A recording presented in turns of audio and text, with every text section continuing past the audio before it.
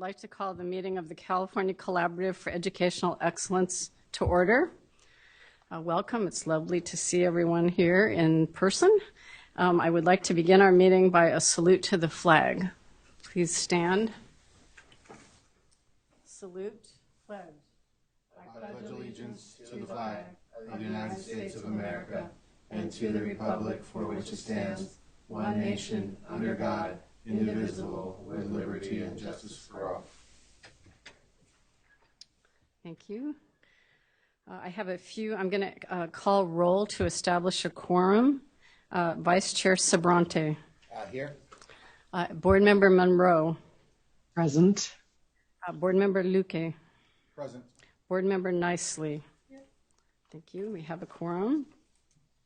I'm going to make a few general announcements, and concluding with the after the announcements are finished, just to let everybody know, the board will be going into closed session probably for about an hour. So just plan accordingly, and I'll give you the signal when it's time to vacate the room. Just to remind board members that if we receive any letters or emails from the public on matters before the board, they're aggregated and filed in the electronic folder, and they were sent to you by staff. We appreciate the public's cooperation in emailing all meeting-related correspondence and public comments to CCEE by 7 a.m. today, immediately preceding the board meeting.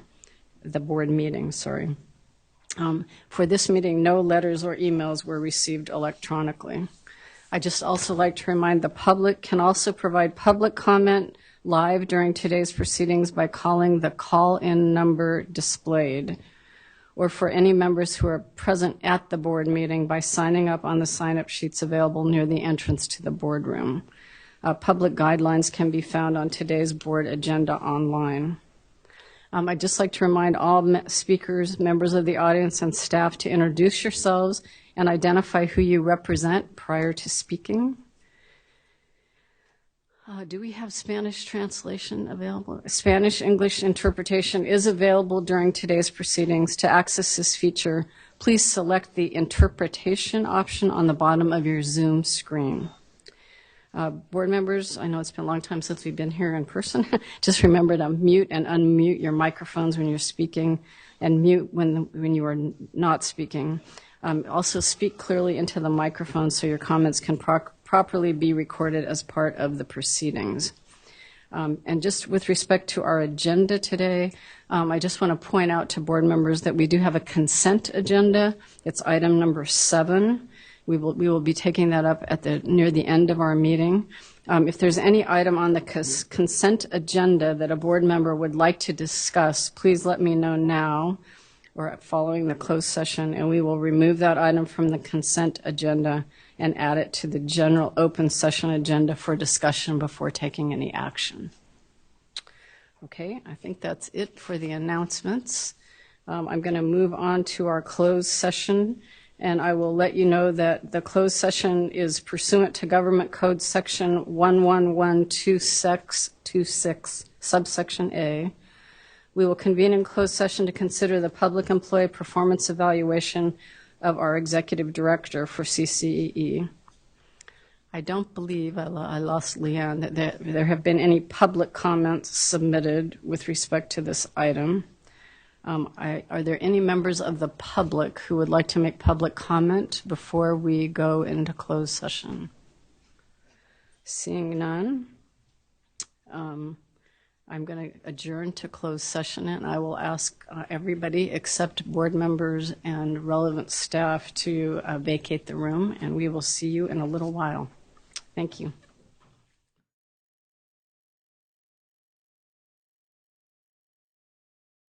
Good morning again, and welcome back. I'd like to reconvene in open session the California Collaborative for Educational Excellence and report that, as I mentioned before we adjourned to closed session, we were considering the public employee performance evaluation of our executive director, and no action was taken during the closed session. So with that, I will move on to item 1 of the open session, approval of the minutes from the February 3rd, 2002 board meeting. I would entertain a motion for approval. So moved. Thank you. It's been moved and seconded. that we approve the minutes. I will call the roll. Vice Chair Sabrante. Aye. I should mention, I'm sorry I did this before we started the roll call, that although Member Monroe is joining us remotely due to Bagley-Keene regulations, she will not be participating in votes today, so I will not be calling her name on the roll call. Board Member Lukey. Yes. Board Member Nicely. Yes. And the chair votes aye. And before Jim yells at me, I forgot to ask about public comment before we approve the minutes. Is there any public comment? Okay, apologize for that. No public comment. Leanne reports as well. Okay, moving on to item 2. The subject matter is Executive Director's Report. Matt Navo. Thank you for that.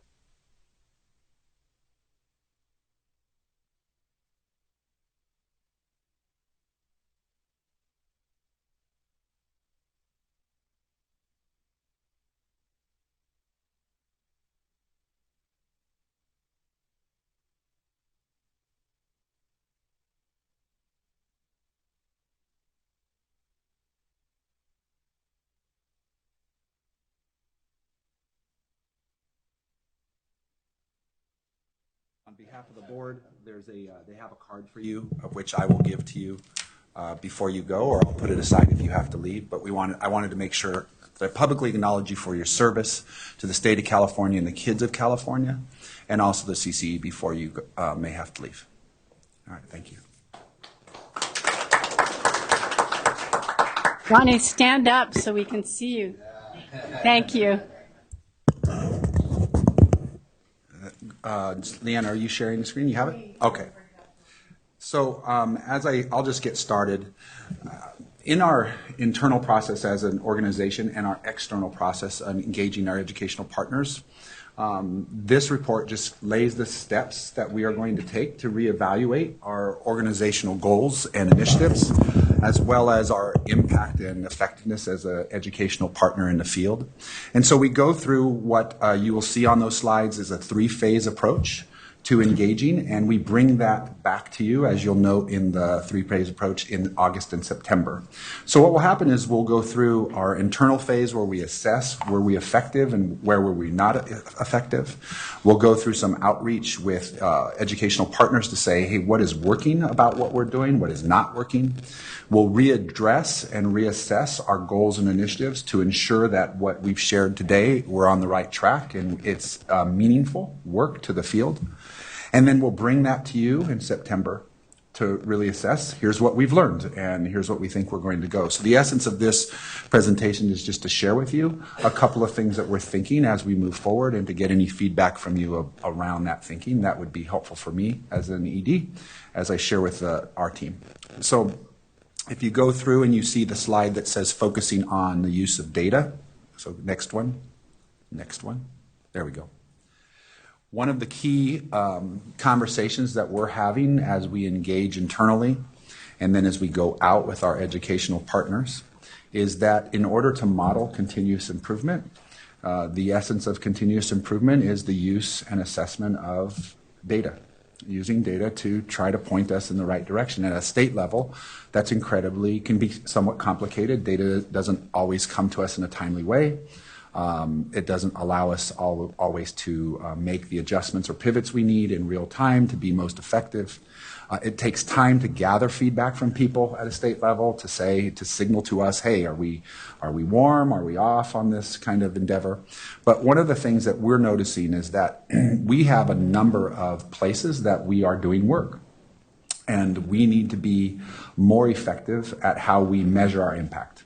And so one of the obstacles for us is that we have both statutory obligations. So if you look at the TC Center, the Transformational Systems for Equitable Outcomes, Educational Outcomes, they have about 7 initiatives that have statutory language attached to them. So there are specific things that we are supposed to do as an organization, and there are specific markers of measures of success that we're supposed to help guide in terms of the system of support or the community engagement initiative. As you look at the TLLC Center, the Teaching, Learning, and Leading Center, they have right now what would be two statutory obligations around direct technical assistance and the Learning Acceleration Grant. But they also have work that they're doing around principal leadership. They also have work that we're doing to enhance that direct technical assistance beyond statutory language. And so the way that we try to measure ourselves is really can be challenging. In the I3 Center, the Innovation, Instruction, and Impact, that center has work that it's doing across centers. May not be, in some cases, always statutorily driven, but are more aligned to the initiatives and the goals that CCEE was charged to accomplish. And so how we prioritize, when you look at the number, there's about 24 things that we are doing as a CCEE across the state and across centers that we would like to be able to measure. And so some of our obstacles is being able to do that. And so this particular slide is just highlighting for you that that's going to be an agency goal for us. How do we define what we're calling our objective key results for our work? And how do we define clarity of roles and responsibilities in that work? So for example, if we were to use the system of support, who's actually responsible for that? Who's accountable for it? Which in some cases is two different people or two different organizations. Who should be consulted? So who do we need to consult with for permission, in some cases, to do things? And who needs to be informed? And when you start to lay those kinds of things out, that volume of list of people can get somewhat complicated and overbearing in terms of how you make those connections with people. So there's a challenge there that we're going to work on, and data is one of those. And then going forward, the ultimate purpose of all that we do as we set on this new endeavor is to align to the mission, vision, values, and goals of the organization, which we spent some time on in adding to what is currently exists, but not eliminating our call and purpose of advise and assist LEAs to accomplish the LCAP goals that they identify. And so moving forward, this is our plan, identifying themes. If you keep going to the next slide. Here we go. Our goal is to bring to the September board meeting the collective feedback that we have received from the field and both our internal, so that you can weigh in on whether or not the course changes are the right course changes, or whether or not our continued efforts to maintain our current trajectory is the right trajectory. So we also have new initiatives, statutory initiatives that will be coming out of the legislature, and those need to be interwoven into our current structure, and we'll want to be able to share that with you so you can see, okay, so how is this potential endeavor connected now to what you're already doing, and so forth and so on. So there's clarity, and I just want to lay out for you that our goal is that September, get your feedback, make our adjustments similar to what we did this year, and by December we're affirmed and moving forward with a defined goal and initiative, and we have the data to support the direction we're going. Thank you, Matt. Any questions or comments from board members? Board Member Monroe, I don't want to leave you out, but any comments or questions? Not at this time, thank you. Okay, I don't see any comments or questions. Matt, thank you. As always, appreciate your updates, and I'm sure that we will have additional feedback as we hear from the individual centers. So with that, I'm going to move on to item number 3, center updates. We're going to get to hear an update from each of our 3 centers. This is an information and discussion item. It looks like Dr. Hartley is going to lead us. Good morning. Hey, good morning. Dan, you want me running the technology, right? Just kidding. It's supposed to be up there. So. No, Leanne knows that it's better off if I don't touch anything. So you want to make sure that you're going to take care of me on the slide. I am on. Okay, thank you so much. Well, good morning, Chair Burr, Vice Chair Sabrante, and board members. It's a pleasure to join you all here this beautiful morning in Sacramento. I did stop to smell the roses on the way over, by the way. It's a beautiful garden between the Hyatt and here. So I took a moment to enjoy that. Thinking about the comments that I'd be sharing with you today, we'll go ahead and start with talking through some of the key programs that our center has embraced throughout the start of this year and up to the end. One of the things when we look at our programs, it's really a celebration of a lot of incredible work on behalf of our staff. When we celebrate these programs, I want to point out just a couple of key things that stand out for us as we look at the work that's progressed throughout the year.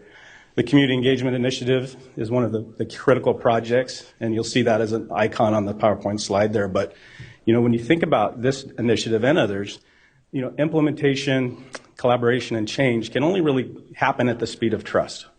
And when you see the work that's happened, and if you attend some of the professional learning network sessions that they've had, and I've had an opportunity to join those with Board Member Lukey and others who have been a part of the program, you hear parents testify to their experience in the program, and you see trust as the foundation for the work. And I think for me to summarize that, because I know I don't have like 40 minutes today, that would be a key component that I see this program really bringing into our communities that will serve as the foundation for the direction of that program for the current time being, and what we're really excited about for the expansion of that program as well. Another core area for us has been working on the system of support. As Director Navo talked about, there's a lot of work to be done there, and we've got a couple of key working groups that have been helping us kind of formulate how is the system of support working. We're looking at it with key partners to build coherence and to look about how is the system of support accessible, how are the myriad of services available to LEAs, to our districts, to our County Office of Education. And we're also taking a hard look at this and applying sense-making to try to improve that accessibility and that alignment of the services and supports that are available there. So 2 key groups there. We have a core working group made up of a variety of different folks. We have a reactor team that helps to define our work and keep us on track as we're basically doing an investigation of the system that ultimately will result in this group making recommendations for folks to consider. And we are ambitious and hope that we'll be able to have that process, I'm hoping by September, completed. We've got our way through about a third of that work with that core working group. Another key aspect to the system of support, as we all know, are our GEO leads and our SELPA leads. So our CCEE team provides a lot of direction and support with our state agency partners with regards to how are the GEO leads and the SELPA leads providing support to the county offices in the state of California. How do the services get scaffolded from state initiatives to GEO leads to counties so that, again, there's accessibility there? And a couple things that I would say with that is, our GEO leads are fantastic folks. They've got a lot of incredible talents, and in seeing the evaluation results and hearing feedback from the field, the relationships that they've built during challenging times continues to grow and improve throughout that process. So we really enjoy our work with the GEO leads on that. Last things there, we got major state initiatives, the ELOP work, the community schools program, UPK, as we all know, these are not small endeavors. And so our center's really excited about how we partner with key agencies like the California Department of Ed, the CCEEE group, County Office of Education, State Board of Education, and how do we help bring, again, some coherence and accessibility of these programs so that county offices and districts can build their capacity to understand what the work is and understand that this isn't transitional work. This is transformational work. This is deep thinking. This isn't a grant that you just start and ends in a year, right? This is systemic stuff, and we're just really excited to help folks with that. But when I think about programs, it's critical that people make programs. So as we're celebrating these great initiatives, we also have to celebrate our people, because without strong people, without folks that are dedicated and working 110%, we don't really get much success, do we?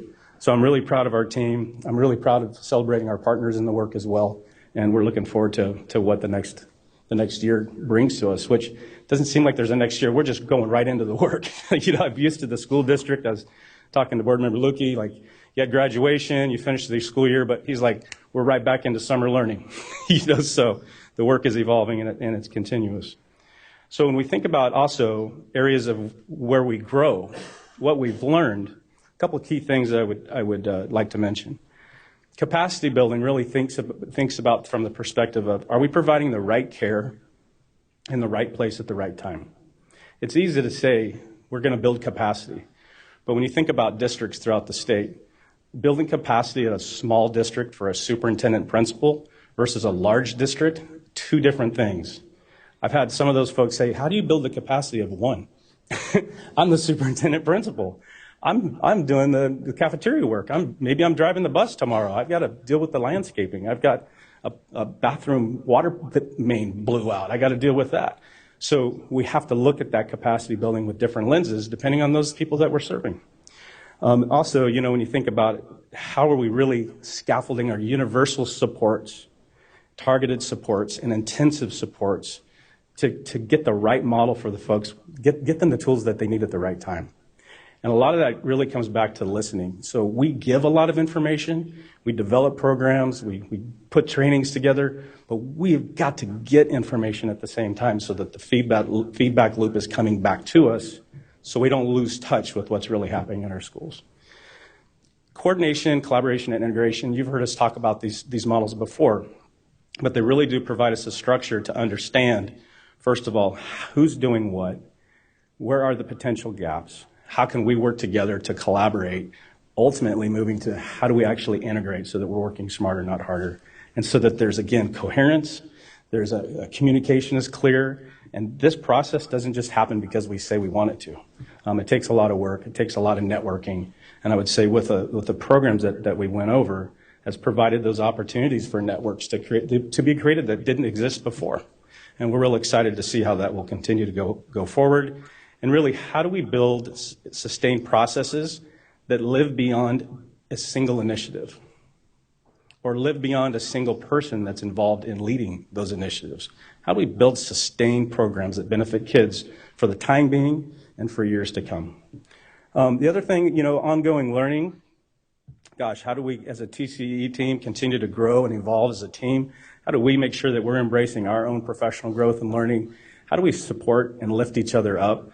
One of the things that we like to really ground ourselves in is to think about the work from a practitioner's lens and to make sure it's accessible, that we're using the right language, that we're talking about our services in the context of the system, being very conscious of this is a universal support, this is a targeted support, and this is what intensive supports look like. And creating that common language among our state agencies and our other agency partners has been helpful because we start talking the same language, like, oh, I get it. This is a support at this place. It's supposed to scaffold up.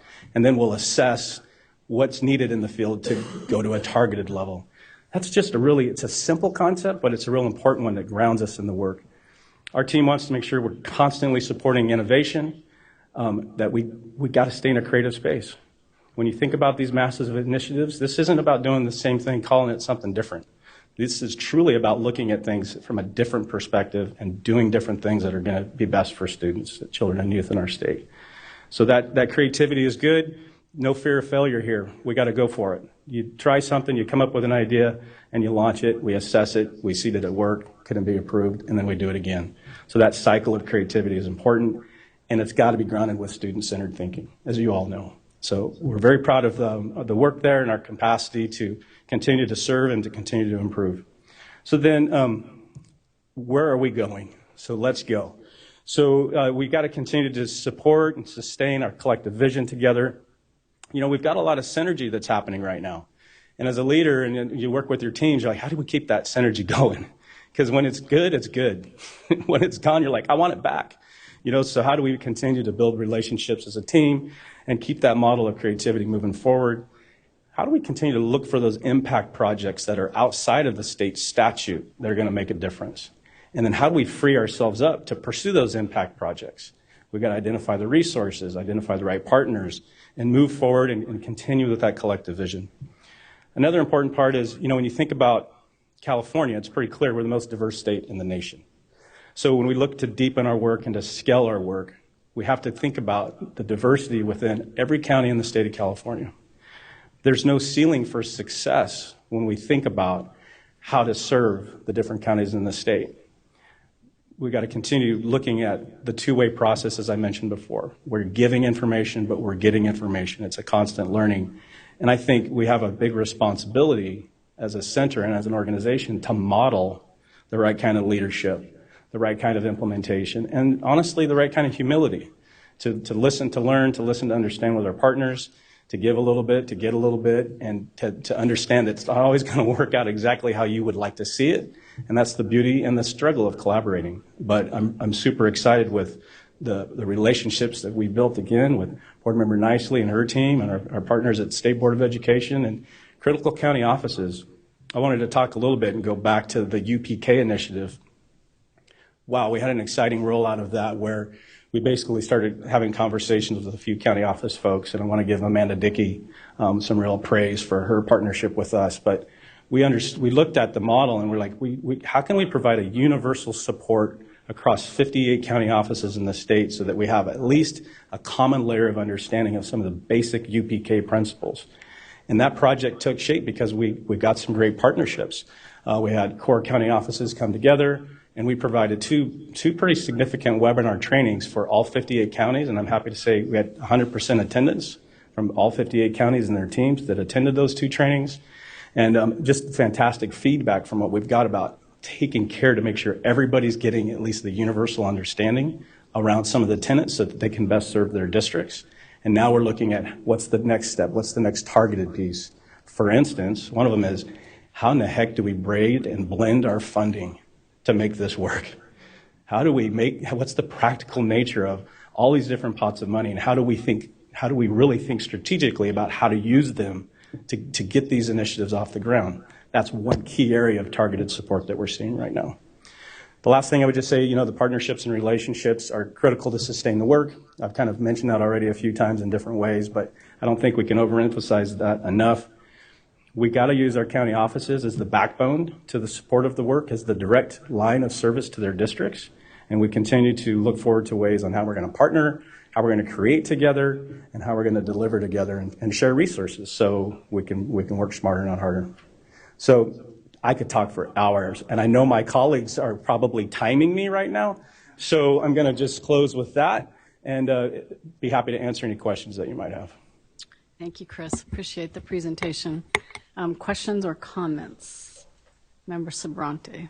I just have a few comments. Thank you for the presentation and the work that's being done. I really liked I liked everything you said, but I think some of the things that I think were particularly important are initiatives that it's not a grant. This is transformative, long-term work, and we're not trying to look for quick hitters or things that are reliant on an individual staff member. Because I think we've all seen so often where great initiatives are reliant on that amazing person goes on to another district and that work is lost. So you're really working to transform systems of how things are done, and I think that's really important long-term. I love that you're looking at things with humility, that you're working to build relationships, but I think most importantly that you're looking at things through a practitioner's lens. I think thinking through the end in mind and what that practitioner, how does this really look on the ground when the services are delivered? And I think that just leads me to my last points are about making sure that we're really clear on the services that we're offering and making sure that people know how to access those services. And I think you alluded to that multiple times. I think that's so important is the system of support can be doing great work, but if LEAs and charters don't know how to access it and they don't know what services you're offering, it's not as effective as it could be.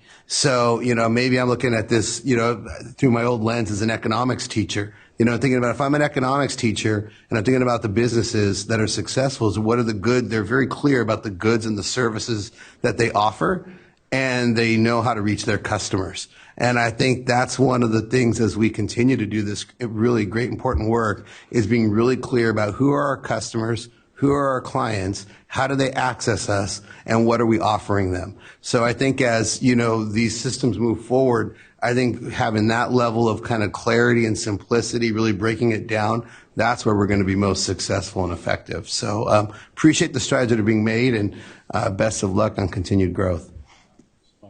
Well said. Thank you, Sean. Board Member Lukey. Thank you very much. Chris, I wanted to start and just say how amazing and outstanding the work has been with the Community Engagement Initiative. I get to benefit from that in my community with my district, so appreciate the work there. A couple of comments just to add to what Board Member Sobrante was stating. Access is critical, and I know in my local region, Stewart Packard and Julie Bush and their districts were very, very small districts. Appreciate the opportunities to network with CCEE, across the myriad of topics.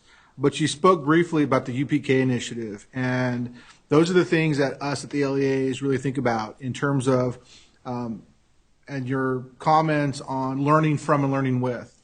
How districts approach implementation is going to be unique across size of districts, and how districts approach braiding funding across UPK, ELOP, and all the other things that we attempt to accomplish to transform the lives of kids is going to be interesting. So I look forward to hopefully opportunities to hear from and staff come back with lessons learned in the field with how districts are approaching that work. But overall, thank you very much for the work that you're doing and leading. Thank you. Absolutely. Board Member Monroe, would you like to provide feedback?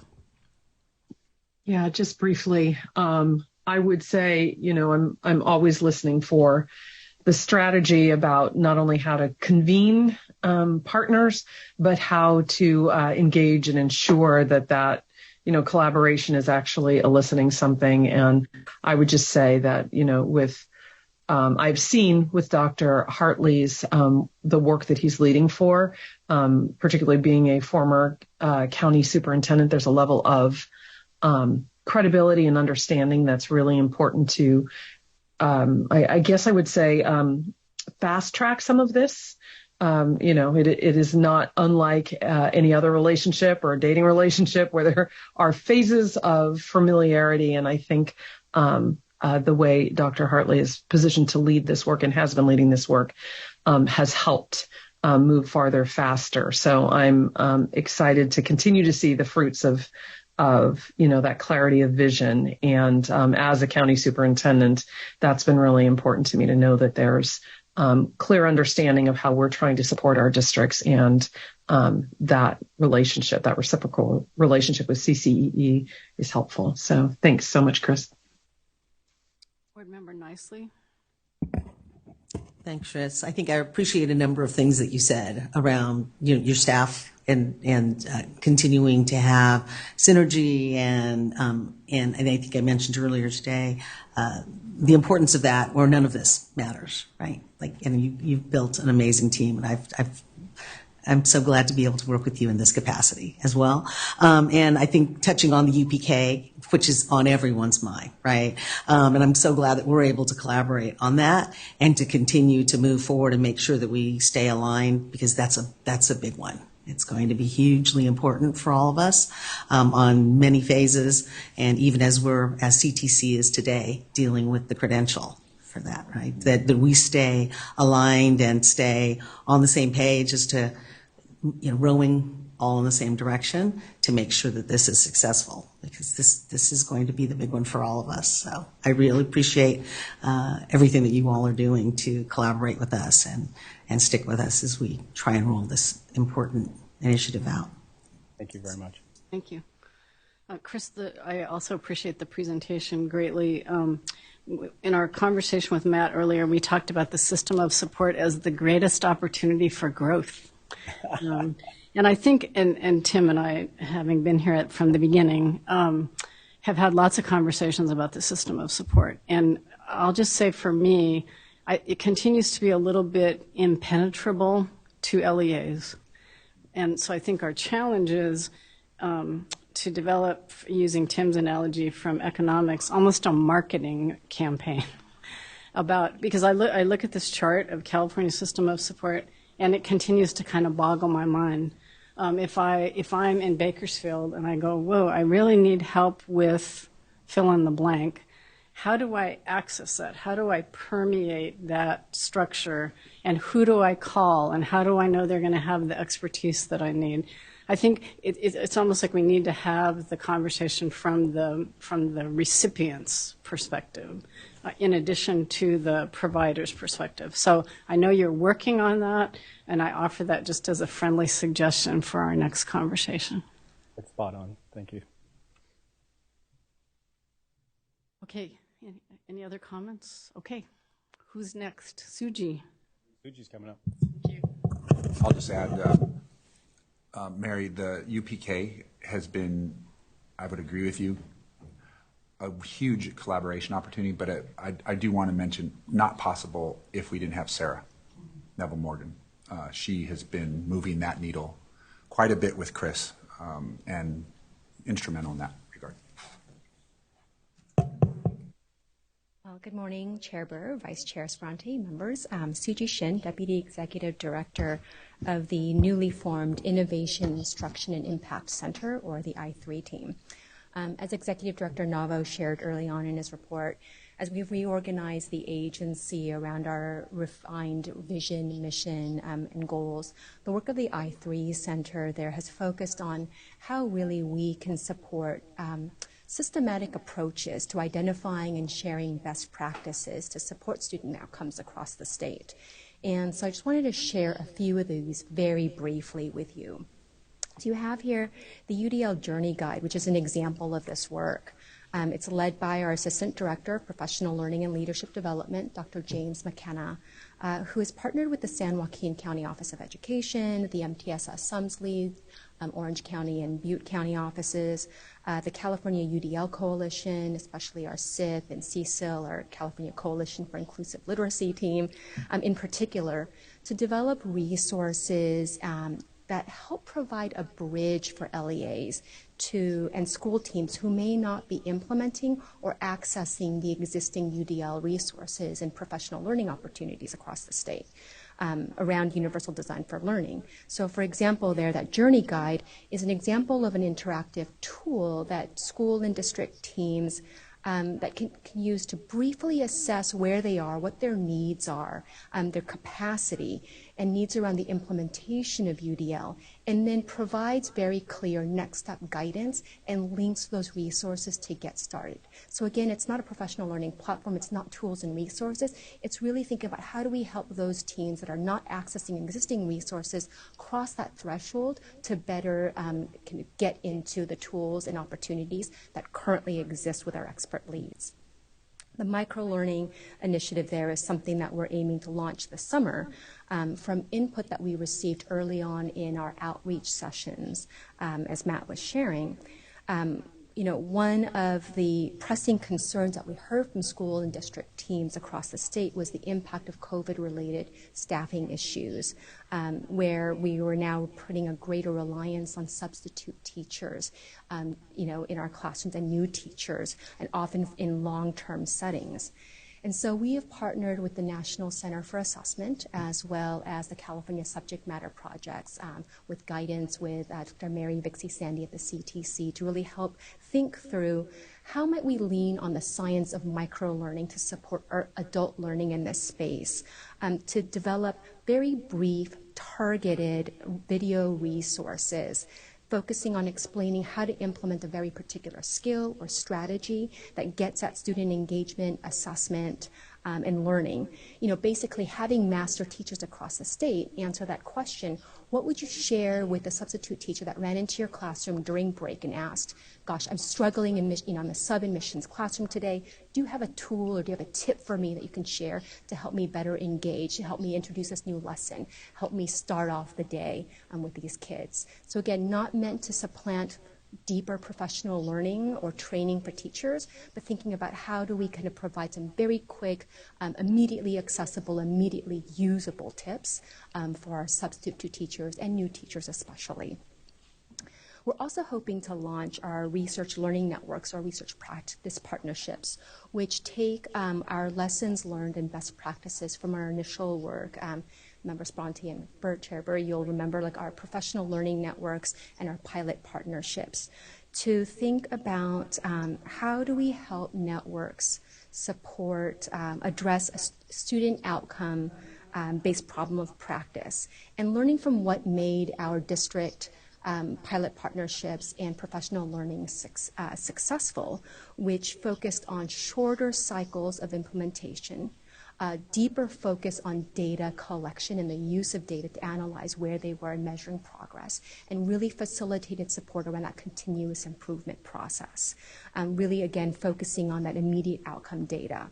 So, for example, we're wrapping up right now a very short cycle around the research learning networks with our partners at with Monterey County Office of Ed, where we took a look at chronic absenteeism data in the state prior to the pandemic, identified those districts where we saw continuous improvement over 3 years prior to the pandemic, and then to the extent that they were available, invited to come into a space with us where we could gather more information and feedback from them about systemic practices and strategies that they were putting into place to really see those results, asking them about what are some of these potential systemic challenges that they were facing as a result of COVID, and then ultimately as we're wrapping that up, putting that into more of a shareable memo with recommendations and really thinking about how do we share those best practices, what are those challenges and best practices that are more systemic and widespread. To support this work and others, we're also really excited. We've been stepping up as the new center here and have some new staff, including our Senior Manager of Research and Impact Analysis, Dr. Alan Tang. We also have a new research specialist sitting behind me here, Italo Ciccarelli, on the data side of our work, who have also been really working to develop our own internal capacity to support the collection and analyzation of data, both to support our ongoing external projects, but also working closely with our fiscal agent, Marin County Office of Ed team. To better track our investments in staffing, in resources, and in fiscal investments, to look at the LEAs and projects that we're supporting over time. So you'll start to see some of these initial reports as we come out with our end-of-year report in the coming weeks. Along that work, for example, there on the far hand side, you see our work has expanded in the work that CCEE now does to support ongoing statewide evaluation projects. So continuing our work around the system of support evaluation projects with our GeoLead SELPA CEI projects, but now expanding to also include our learning acceleration grants, the kind of evaluation of high quality online instructional tools, amongst others. And so again, in that space, really thinking about the ways in which we can evaluate the impact of some of these statewide measures, identifying kind of common metrics, tools, language, and measures of impact and outcome for those. So next slide. So there's a lot there, and I just gave a very high-level overview as we think about the restructuring of our organization and the role of the I3 Center in supporting that work. But I just wanted to share some key lessons learned that we've been applying in the way that we approach this work, as I've shared with you in that very brief overview. First around this really critical need, kind of critical space, coming to the table, approaching all of our work at the outset, by bringing in what we call critical sponsors and partners to the table, really leaning into the collaborative part of our name rather than waiting until things are more established. I think we've been really focusing on applying our own measures of UDL to think about how do we engage those in really shaping our work, how do we bring them to the table at the very outset. We continue to apply our quality, relevance, usability rubric in developing, identifying, vetting, and all the work that we do. But I think as a result of the past several years, especially with this, the feedback that we get from our school and district teams around the lack of capacity, especially to translate research tools, best practices for use, for immediate use, we've really been honing in on what does it mean to take something and make it usable? How do we take best practices and make sure that they are very targeted, very specific, immediately turnaroundable? And that's been a real systemic approach to our work so that they can take it, whatever tool, resource, piece of research outcomes that we're sharing, that we turn these into, again, lessons learned that they can carry into their next staff meeting, into their next professional learning session, to their next board meeting, into the classroom with them. And in doing so, continuing to build out universally accessible resources and tools, but honing in really specifically on identifying who is it for and how do you use it. So coming up in this coming year, we are working to continue to work to expand our work in supporting the implementation of our lessons learned across the state. So, for example, we'll be sharing our upcoming UDL work at the upcoming MTSS Sums Conference in July with our partners, and continue expanding the partnerships that are brought to the table, and identifying those right spaces to make sure that we can continue to make these lessons learned more immediately applicable. I think in the past we've waited until the kind of completion of projects, and really now focusing on shorter cycles of improvement and enhancing our ability to share out information as we get it and are able to share it out more immediately with the field. We're excited to continue to partner with districts, and especially our county office partners in this space, to really think about data use coming out of the pandemic.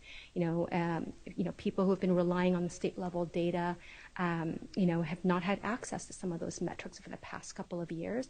And that is another space where we've been asked to really think about how might we help, again, build a bit of a bridge, or carry folks over the threshold to build some of that capacity in some of our smaller districts, especially around how do we implement and use continuous improvement cycles, how do we access and use data, understanding what data is available out there, and building that muscle to really think about kind of shorter cycles of analysis.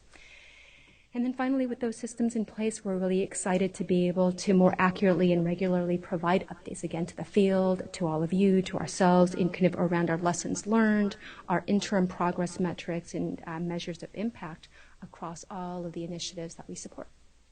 So with that, I'll pause for questions. Thank you, Suji. Comments or questions on this presentation? Member Sabrante. Yeah, I'll be brief. Great report, lots of great progress. I really like the focus on usability. I think that's the most, everything, I mean, it's all important, but that at the end of the day is the most important part. How is the work that's being done usable in real time, usable for what people need? That's, I think, really important. The research learning networks, I think, really focus on those LCAP priority areas, gives focus to their work, and I think also makes the work that you're doing more usable, because everybody has to do their LCAP. It's kind of the fundamentals of what we were established for to begin with, advising and assisting and, towards those LCAP goals. So I think those research learning networks working in those very specific, targeted, identifiable areas and providing usable resources in those spaces, I think really adds a lot of value. So thank you for your work. Thank you. Board Member Nicely. Thanks, Suji. That was really, I see a number of areas of collaboration that I think will be really helpful, so we don't recreate the wheel. I know as we talk about evaluations, you're already working with our team on that, so that's really fantastic to kind of not start from scratch. And I love the idea of the best practices and being able to see how we can collaborate on some of these shared transformations that we're doing here at the department, especially around, absentee data, and being able to see how we best can collaborate and come up with these, as you're finding those reports, how we share that information, and then how we go back to you and say, hey, this is what we're seeing at a different LEA, right? So being able to share that. So this was a great presentation to see where we can continue to see how we can work together and work off of the progress and the outcomes that you're already seeing. So appreciate that and the practices that you're putting into place. So thanks. And I think I was neglectful in not really mentioning our deep partnership, obviously, with our colleagues over the department. So Sarah Neville Morgan especially, Dr. Cindy Kazan is over on the data side, and again, continuing on, absolutely. Board Member Luque. Yes, thank you. Usability. Appreciate that as coming from the LEA lens. I also love the comments on the micro-learning work that's coming up, and specifically packaging that in a nice way where folks at the user end can leverage that quickly. And I love the reference point. There's time for deep learning with PD, and there's time for quick access. So appreciate that. Commend the work you're doing and leading your team. Thank you very much. Okay. Board Member Monroe. Thank you. So this is really exciting and commendable work. Also really enjoyed the micro-learning portion. And I also think that this is a really important lane for CCEE. So when we're looking at, innovation, instruction, and impact, what I am curious about, and I know that Suji, you've presented on this before, but I want, if you're able, and we can talk about it at a future meeting if not. But so something like the micro learning modules. I know that you're tracking engagement with those. How many clicks, how many people utilize them. How is the impact of these various things being measured? And I'm sure it's being measured differently. But so, for example, research learning networks, how are, what metrics are you using to understand how people are engaging with the content there, and then more importantly, implementing it to their benefit? Going to this really briefly now, and then I think there will be subsequent meetings where we'll go into this deeper. Most of this work is just starting up because the center is new. So these are, a lot of these are proof of concepts that we're really starting out. For example, the micro-learning videos have not launched yet, where we've developed a network of this so that we can launch with a body of them. The plan is, though, to really think about how we can be more deliberative about the ways in which we are measuring engagement. So we do obviously track clicks and downloads, but we're being more thoughtful about, again, like bringing our critical sponsors to the table to think about how we share those and collect engagement information, especially around that quality, relevance, and usability metric, which has been what has shaped. So like, how are you using it? With whom are you using it? Who is it working for? To, again, better help us target, now what more do we need to develop? Where do we take back? Who do we need to bring to the table for additional consideration? Okay, thank you. Thank you for that. Thank you, Suji. Appreciate your presentation. Stephanie, I think you're up.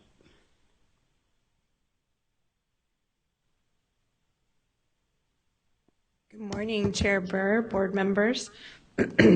Stephanie Gregson, Deputy Executive Director of the Teaching, Learning, and Leading Center. I think we have an echo here.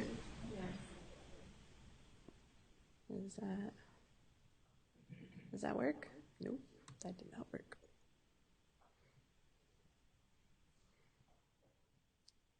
Can somebody help with the echo? Or is it we just, okay. Good to hear myself echo. Good to hear me twice. That works. All right. So the Teaching, Learning, and Leading Center has 3 distinct initiatives that we've been working on this year. That's not going to work. Pull one away. Pull one away? Push one microphone away. You probably know this system better than anybody. It's the computer, because it's coming through the computer speakers.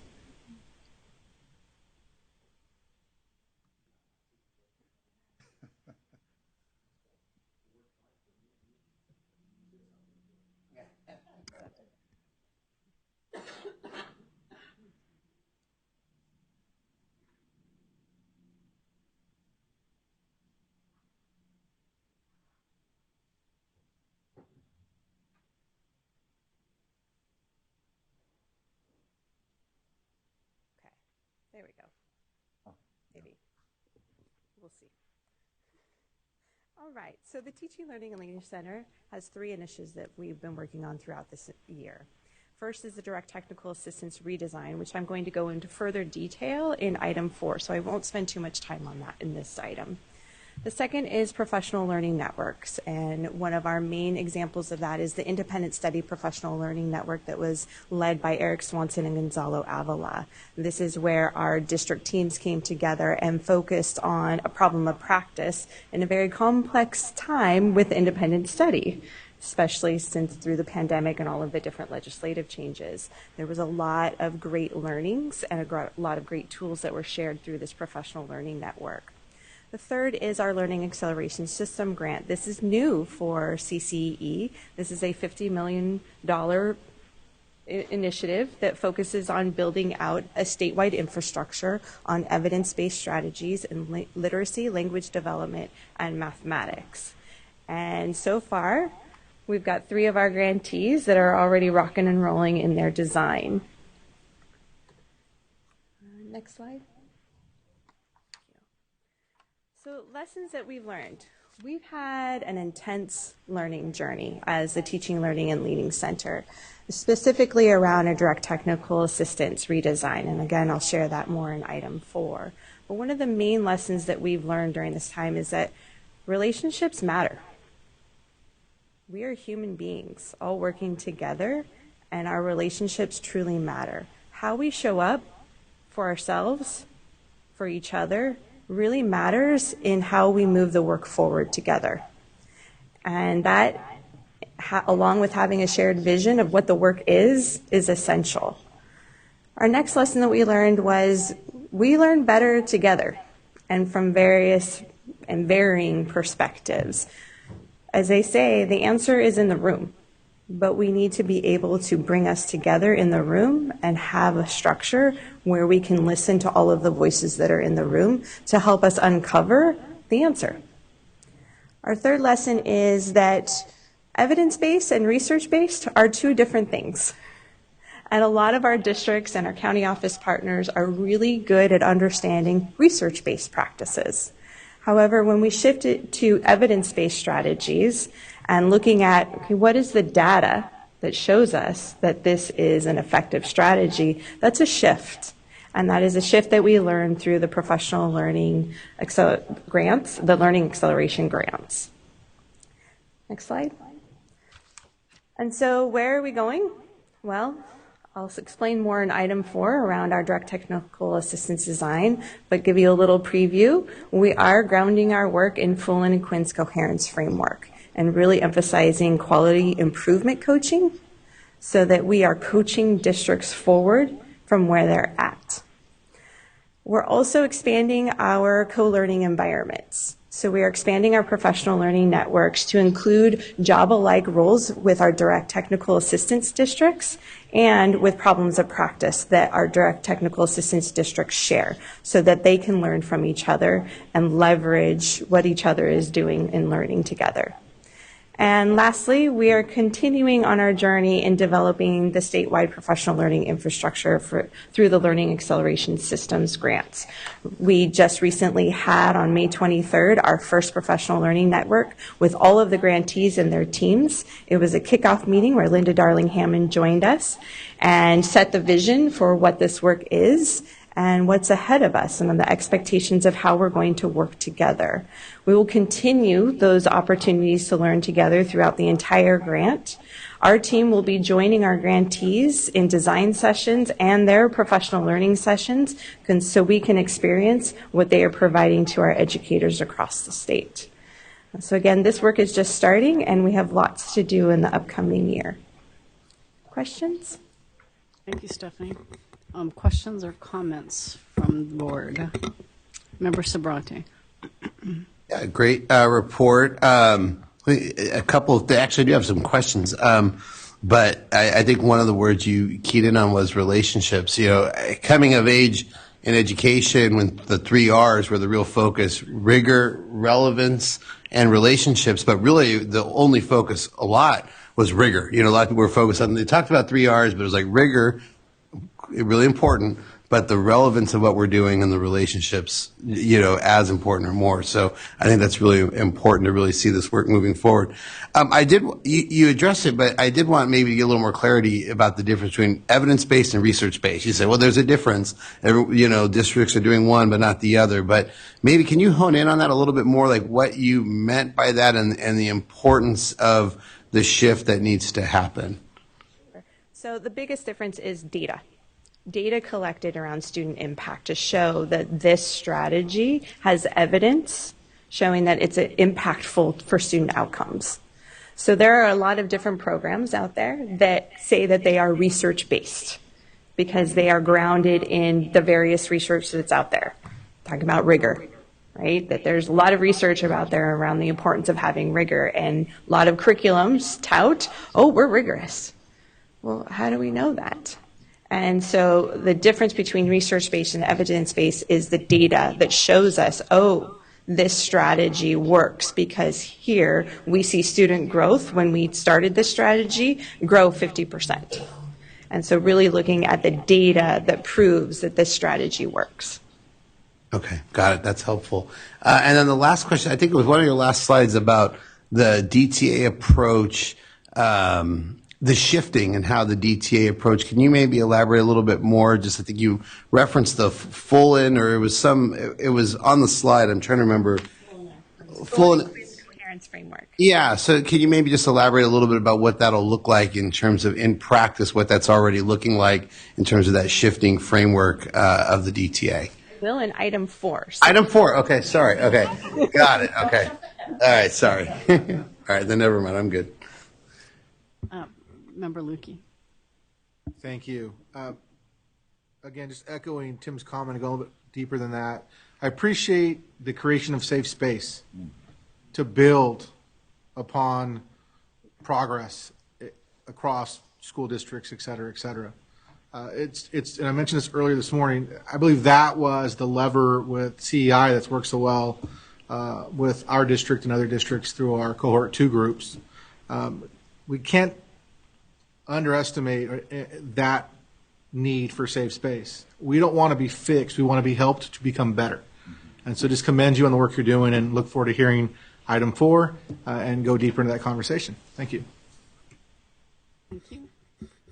Board Member Nicely. Thanks, Stephanie.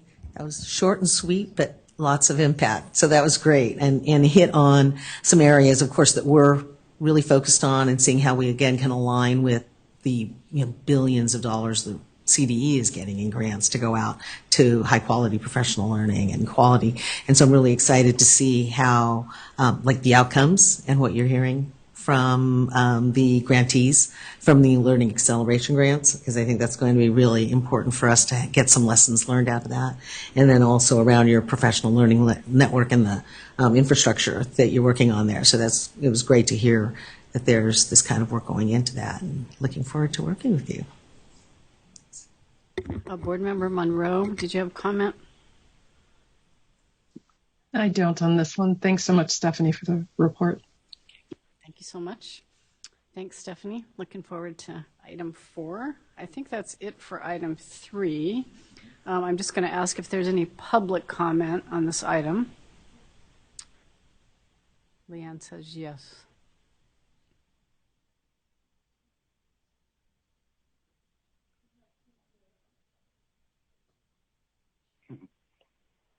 Hi, this is Tim Taylor from SSDA. It's great to see everybody. Happy summer. Can you guys hear me? Yes. Can you guys hear me? Yes, Tim, go ahead. Hi, Sue. Hi, Good to see you again. Thanks. And Mary and all you guys. Tim, okay. Hey, I just wanted to go back. I apologize.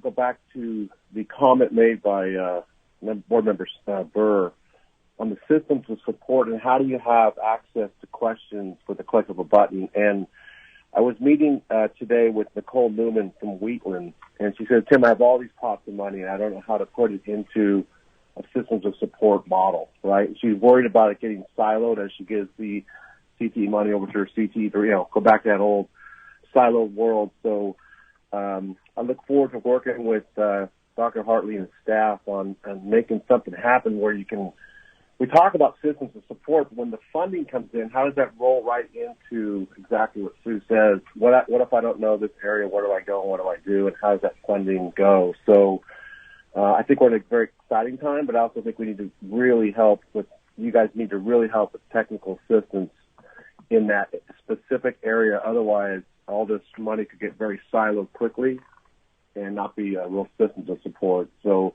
SSGA is willing to work with you. Our people are very under-equipped in this area, and I think some of the county offices and others could help Dr. Hartley and others come up with some type of software program or something to do that. And so I just wanted to comment. I thought it's a very important moment for us if you're going to be working on technical assistance. And then one last thing I just wanted to say, with all the great work you guys are doing, schools also need some help with how they communicate that to the public. A lot of them don't have public information officers, and how do you let the public know what you're doing and how you're spending your dollars and how you're providing better achievement? A superintendent principal typing up stuff on their own, and maybe we could work with CalSPRA or something to better communicate the great work you're doing, but also have have access to materials that small schools especially could use to communicate what they're doing on their systems of support. Thanks for your time. Thank you, Tim. Appreciate your comments. Do we have other public comment, Leon? That's it. Okay. Thank you. There's no action on this item. We're going to move to item 4. And Tim has waited with bated breath, Stephanie, for this presentation. All right. Well, good morning again. I'd like to start off with a quote by Brené Brown. Vulnerability is the birthplace of innovation, creativity, and change. I'd like to share my appreciation and gratitude for the Teaching, Learning, and Leading Center team because they have been on a journey of vulnerability and courage that has taken us down a path of innovation and change. I'm excited to share part of our journey with you today. Next slide. Our team engaged in courageous conversations and opened ourselves up to being honest around the challenges we've been facing and the lessons learned over the past year around direct technical assistance. This required all of us to sit in a place of vulnerability and courage together. These conversations led us to the realization that we needed to ground the direct technical assistance process in a school improvement framework that aligns with the vision and mission of CCEE.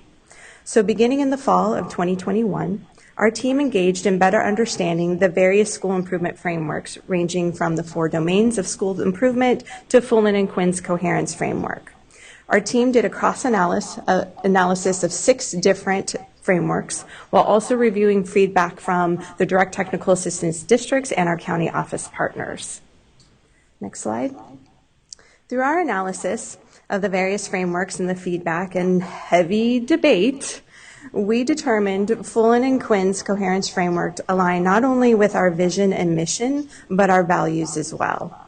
The coherence framework allows us to ground the direct technical assistance process in deepening learning, providing clarity of goals, and building internal capacity.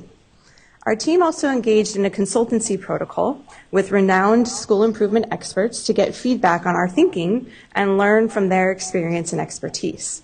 Our team is currently participating in the International Health Institute's Improvement Coaching Certification Program. We love those 6 a.m. classes on every Thursday. The purpose of those is to increase our understanding and expertise of quality improvement tools and processes. Through our lessons learned on this journey, we understand school improvement is an infinite game. There will always be challenges. After all, we are in a system made of human beings. Our role isn't to fix things, but to be thought partners and coaches with the district's team to build their internal accountability for them, to recognize their challenges. Sometimes it's hard to see the forest through the trees, and you can meander off trail a little bit. Our goal is to be coaches to help them be able to see the forest through the trees and different pathways available to them. And we also want them to be empowered, to be bold, and take the steps necessary to overcome challenges bit by bit, leading to systems changing and better serving our students. Next slide. So today I'd like to share with you what our journey has led us to at this point in time. I'll be providing you an update of each of our districts that will include showing you how we previously measured impact and how we have shifted our measures of impact. This report may look familiar to you. This is Inglewood Unified School District report from last year. So some of this may be familiar. This is how we previously showed progress. And it focused on the completion of the systemic instructional review actions and recommendations. In the top left, you can see that Inglewood had 66 actions total, with 17 completed, 7 not started, and 42 in progress. That's a lot of actions. The small bars below showed you the number of actions in progress per component of the systemic instructional review. We realized that this type of reporting was not telling us or the district what impact these actions were having on their system and student outcomes. Therefore, through the co-creation of priorities and focus embedded in quality improvement cycles, we have an updated way of showing district progress, an approach that is asset-based and meets districts where they are. Next slide. So this is our current report for our direct technical assistance. This year, we've been collaborating with and coaching the Inglewood team in 3 focus areas: culture coherence, systemness, accountability, and curriculum instruction and assessment. As a bridge from the previous reporting to this new one, we have noted there are 42 actions being addressed in these 3 components, with 35% of them being complete, 62 in progress, and 3% not started. The Inglewood team has been focusing on a multi-tiered system of support implementation and the use of DigiCoach for classroom observations. For these areas, our support focused on providing coaching on multi-tier system of support and implementation with targeted coaching in special education and utilizing DigiCoach effectively. Our measures of impact aligned with these actions and support show that there are over 115 hours of observations in this past semester, showing students focused 81% of the time, engaged 88% of the time, and teacher differentiation 87% of the time during classroom instruction. This data is used to inform universal professional learning for teachers and principal teams. Most notably, what it did is it offered an opportunity for a calibration conversation of what does student engagement mean and look like? What does student focus mean and look like? And what does differentiation mean and look like? So having that calibration conversation is going to adjust the data a little bit, but without that data, that conversation would have never happened. All of this work was done through the challenges of the impact of COVID-19 and the Omicron variant on staffing, and the difficulties of teacher retention in Inglewood Unified because of their pay scale. I'm going to pause there to see if there's any questions around Inglewood. Any questions? So Stephanie, I'm just confused. So are you continuing to use the tool, the systemic instructional review, the before, if you will, that shows the 12 areas, but consolidating it into higher priorities? What I'm confused about is you still have 42 actions and there's percentages given for what's been completed and what's in progress, but then there's a focus under that. So I'm just trying to understand the transition between the 2 approaches. Appreciate that. So we are no longer using the before report because it does not show us impact, and it's not an assets-based approach of meeting where the district is at. The numbers were just a bridge for you to see, okay, here's our 3 focus areas. This is what we're focusing on. If you want to match it to the systemic instructional review report, you will notice that there's 42 actions being addressed in these 3 priorities. But we are no longer based on actions from the SIR report. We're based on, okay, here were the recommendations. Here's what your data is showing us. Where's your priorities? And let's go through an improvement cycle that is focused on the student groups that they were originally identified for and direct technical assistance. And maybe this may not be specific to Inglewood, and you might answer it as you're talking about the other districts, but were there any districts that felt that they wanted to hang on to what the results were of the SIR and continue working toward that in some sort of a transition, or did they all embrace moving to the coherence framework? They all are, we're all moving in that way, especially if you look at some of the, as we go further with the districts, you'll see that some had very little action started because when you have 79 actions, it's overwhelming. Where do you start? And so our approach is about prioritizing in the now and where the district is at now. Because also, if we're really honest with ourselves, the systemic instructional review reports are a little outdated with some of our districts, especially when you look at what's happening with what's happened with the pandemic and the response, new structures put in place. And so meeting the districts where we're at, being informed by our systemic instructional review helps us be more current and relevant in our coaching for the districts. Thank you. Any other questions before? Okay. Go ahead, please. This last slide with Inglewood is it's really important for us to get feedback from our county office partners and our district partners, because we've been changing the train while it's still on the track. And so wanting to hear from them, how does this feel for you? What's your experience? Right. You know, how are we doing here? And so some of the quotes that we'll be sharing throughout the presentation are from those feedback surveys throughout the quarterly meetings. All right, next slide. So this is Oakland. This is the report before. Oakland had 58 actions identified in the Systemic Instructional Review report. Last year they had 40 not started, 18 in progress, and 0 completed. This year, the district focused on actions in the themes of coherence, accountability, and autonomy. Of the SIR components, there's 53 actions that are addressed in these 3 focus areas, with 14% completed and 86% in progress. Are you going to help? I tried that. It didn't work. Still echo. Yep, there's 2 of me. My husband probably wouldn't be very happy about that.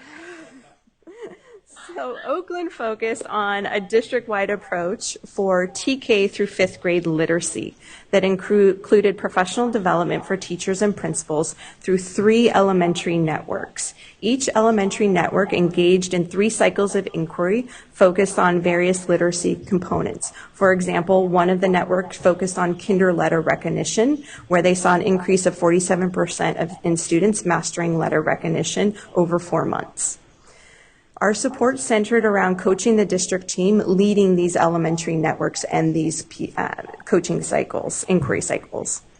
Oakland's challenges this year were, again, the impact of COVID-19 and the Omicron variant on staffing. An additional challenge for them was the distractions caused by proposed school consolidations. Next slide. Oh, keep going. This is a quote shared from a perspective from Dr. Sabrina Moore from Oakland Unified. And I'll pause here if there's any questions around Oakland Unified. Any questions? Board Member Monroe, do you want to offer any comments on, since you're dealing directly with Oakland? Yes, absolutely. So this has been, I appreciate seeing this distilled.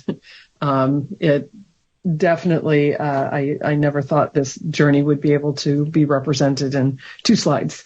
But it has been an incredible learning journey. And Dr. Gregson did refer to the fact that, you know, all this has happened on the backdrop of COVID-19 and too many other challenges to name for Oakland Unified in particular. But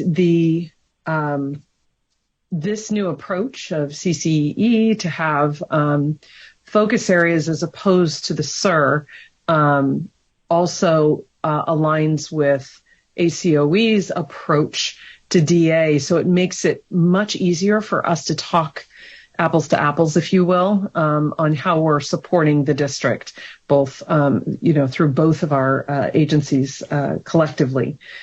And then the collaboration, has grown and has been appreciated. This quote from Dr. Sabrina Moore she is someone who is employed by ACOE with the support of CCEE, and that really makes that connection complete. And I think that that's something that is going to be key going forward to be able to invest in and also assess how those folks are supporting the work. So just, by way of wrapping up, having a focus on something like literacy, like Oakland does, and I'm really pleased that they have stuck with that. That has been their overarching focus in their district across initiatives. we know with improvement science that focusing deeply in a particular area is going to benefit what schools do across the system. And we're definitely seeing that with Oakland. So they're focusing on literacy, but in the context of that, are building their ability to have professional conversations and learning, and to support teacher development and to support student achievement through this single focus, as opposed to 58 of them. So really commend the team. The work is very much in progress, but we're in a generative space now that I think can only serve to benefit the students of Oakland. I actually think the students of California, as we work out the details of this particular process. So thanks so much, Stephanie, to you and your team. Thank you. Board Member Sabrante. Yeah, just one quick question I should know the answer to, but I'm just trying to just get further clarity. So SIRs are still happening. It's just that they're just being done with the focus area as opposed to the laundry list of items. Correct. And right now, we don't have any new districts identified for direct technical assistance at this moment in time, so we're operating under the systemic instructional review reports that were done when the districts first entered direct technical assistance. And we're also looking at redesigning the systemic instructional review reports for any newly identified direct technical assistance districts. Got it. Okay, thank you. And again, some of those districts were identified several years ago, and that's when their reports were complete. And so we're constantly wanting to make sure that we are relevant with the current state of each of the districts that we support. All right. Salinas Union High School District. So previously, they had 43 actions total, 24 not started, 19 in progress, and 0 completed. This was last year. So this school year, Salinas Union High School District set the priorities around clarity and coherence, accountability, and communication. There are 32 actions associated with these priority areas, and right now they have 35% completed, 58% in progress, and 7% not started. The district team engaged in training their instructional leadership team on improvement cycles, and each school engaged in their own plan, do, study, act cycle that is focused on the grade level according to what their data showed them. So what is their data showing them now that they need to focus on? For example, the district is utilizing the instructional leadership team to build internal capacity in building understanding of continuous improvement cycles and processes. And through building this internal capacity, 11 of the 14 schools are showing progress after engaging in multiple cycles. School teams are sharing their journeys together, and they're also sharing them during board meetings. Engaging in continuous improvement is becoming part of the culture in the district. And next year, this work will continue and increase in scale with the goal of all teams participating throughout each of the year. This is an example of an authentic process for the teams to get better at getting better together. The CCEE supports have focused on coaching the district team in their plan, do, study, act cycles, and supports in inclusion and co-teaching in partnership with the county office. The district has also faced the same challenges as others with the COVID-19 Omicron variant affecting staffing throughout the entire year. And this is a quote from Dr. Deneen Gus from Monterey County Office of Education, who is our partner in working with Salinas Union High School District. And I'll pause here for any questions around Salinas Union High. Questions or comments on this one? See any, Stephanie? You can go on to Mount Diablo. Right, Mount Diablo. Now this looks a little bit different, a little bit larger for you to see. This is again how we have previously tracked district progress. So you can see not started, and in progress. Mount Diablo's progress, they started out with a total of 70 actions. They had 3 actions completed, 27 in progress, and 40 not started. But let's look at how they're doing now. So Mount Diablo Unified School District's priorities are in instructional coherence, educational equity, and assessment and accountability. They're focused on students experiencing homelessness, foster youth, and African American students. Amidst the threat of a labor strike, Mount Diablo's leadership team helped to focus site professional development and local assessments on elementary and secondary math instruction and social emotional learning. Each site professional development utilized student data and staff-driven goals to improve student engagement and student learning outcomes in these two areas. Measures of impact included a social emotional survey on 5 domains: self-awareness, relationship skills, responsible decisions, self-management, and social awareness.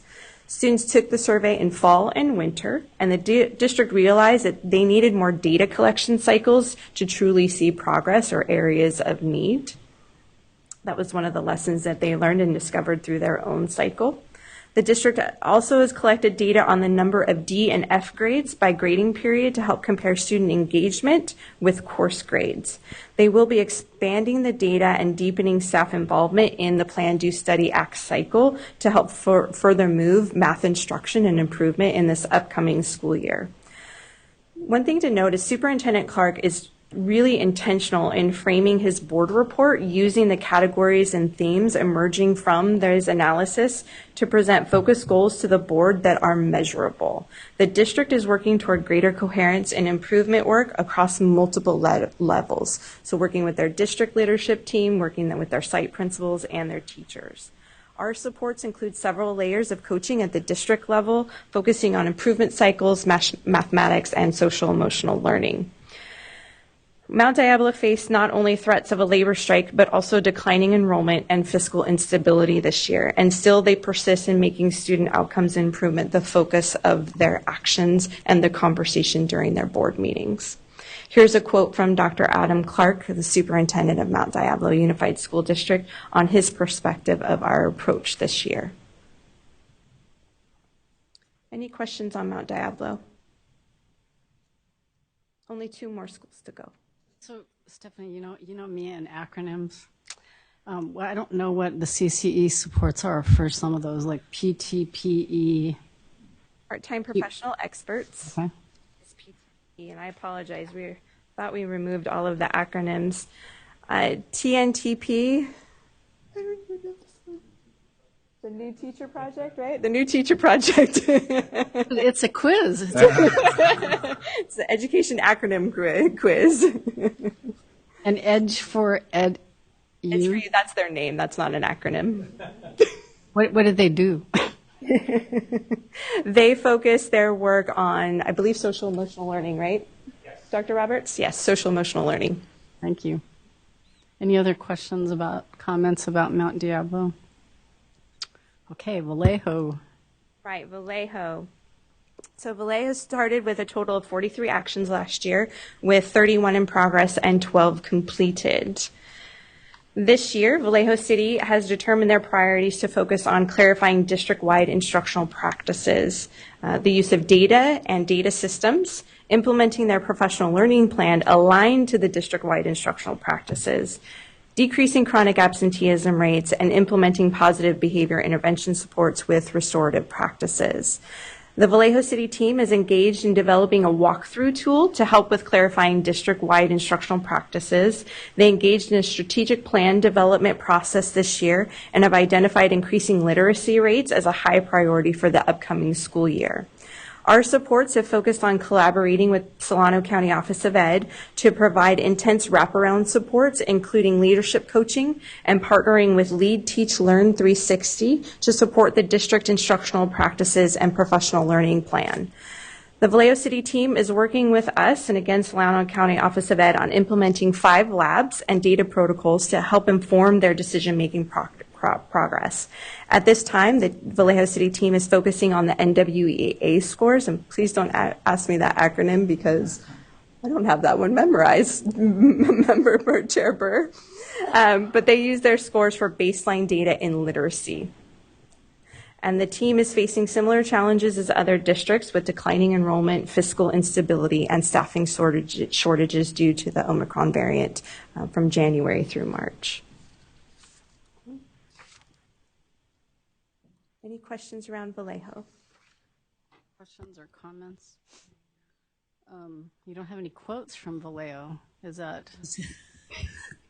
That was timing. Huh? That was timing. Nothing but timing. I think NWE is Northwest Educational Assessment. Or Yes. something like that. Thank you, Chair Burr.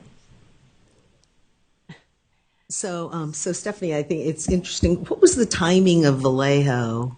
Did they start during the pandemic or in this last year? Because it's interesting that Adam Clark was in Vallejo and now is Mount Diablo, and seeing that the challenges are the same, seeing how that actually might play out in working.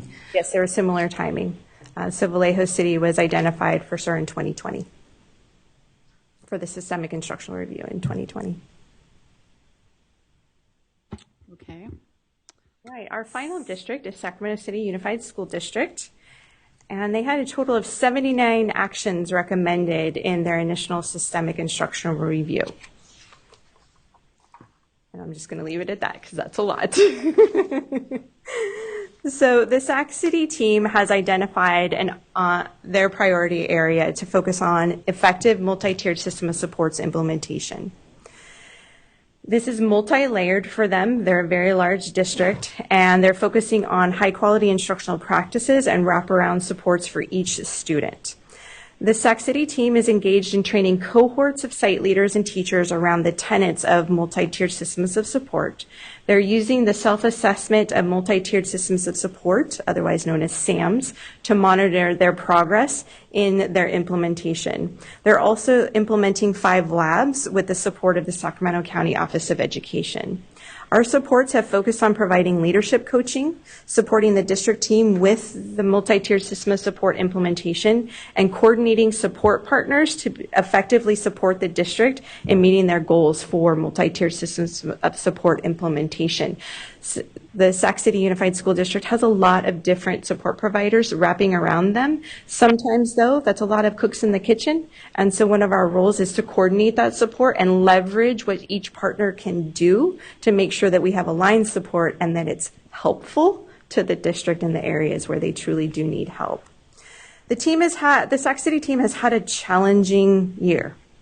They face staffing shortage from COVID-19 like other districts. They have declining enrollment, and they recently went through an 8-day teacher strike.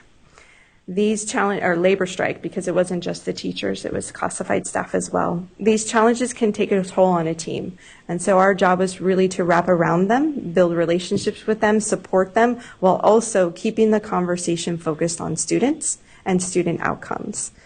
This is a personal interest of mine because I have a child in Sac City Unified School District right now. And I'm very fond of talking to Superintendent Aguilar as far as how we can be helpful, progress of their district, and the challenges that they're facing.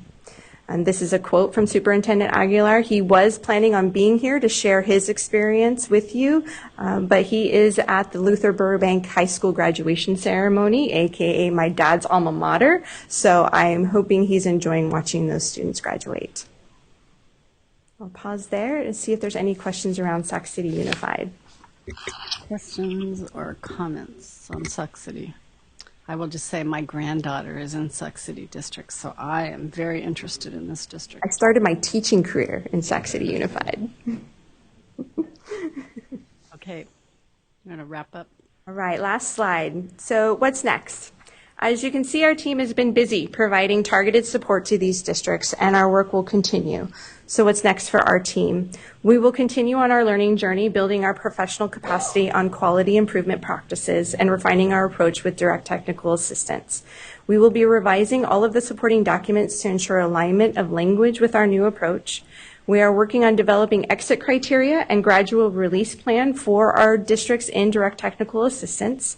We're developing a communication strategy to share the updated process for new districts being identified shortly. And as we expect new districts to be identified for direct technical assistance, we will be developing a decision tree for engagement with more identified districts, because right now there's a pretty hefty list there. We are excited to bring you the full redesign of our direct technical assistance approach at a future board meeting. And one of the distinct messages we heard in our consultancy protocol was that we needed to be bold and different. I started with a quote from Brene Brown, and I'm going to end with a quote, one that represents where our team is at and where we are ready to go. Vulnerability sounds like truth and feels like courage. Truth and courage aren't always comfortable, but they are never weakness. We are ready to show up with vulnerability and courage for all of the districts that will be supporting and direct technical assistance. Thank you. Thank you very much. Appreciate that. Any closing comments or questions? Board Member Lukey. Thank you, Stephanie. Appreciate the thoroughness of the report and the message of supporting systemness throughout all of these districts. Because as I said earlier this morning, I don't believe we can ever outperform the system in our organization. So that systemness, that framework, I think is going to support not only these districts, but future districts as they go through this process. I also want to mention and state that going back to Member Sabrante's comment earlier about research-based versus evidence-based practices. And now that you've defined the what for organizations, we can get into the how. And that evidence-based practice is how do we take what worked in one district and make it work in our district, and the nuances of navigating our population, our student needs, our staffing needs to further transform other organizations. So just commend all the work, and I look forward to hearing future updates on how this progresses across our districts and then new districts as California releases a new dashboard in December, and we see what the impact of COVID has been and how many new districts may be identified. Thank you. Board Member Sabrante.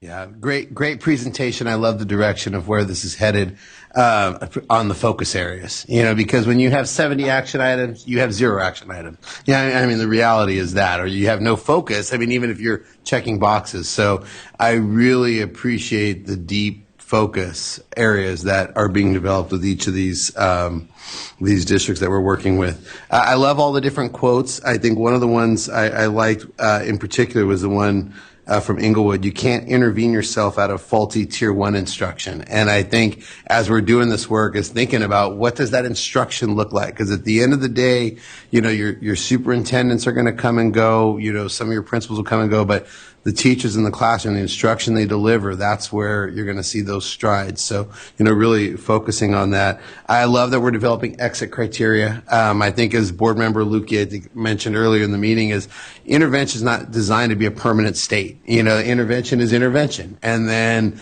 once the intervention happens, you know, then the goal is that those districts become self-sufficient and are able to make that progress. So I think that's a good framework to have in mind, and I think the looking at our SIR and how we do our SIR as these new districts enter in, because I know we're hopefully exiting out several of the districts we're working on, but we know the new ones will be coming in. So really refining that process is really important.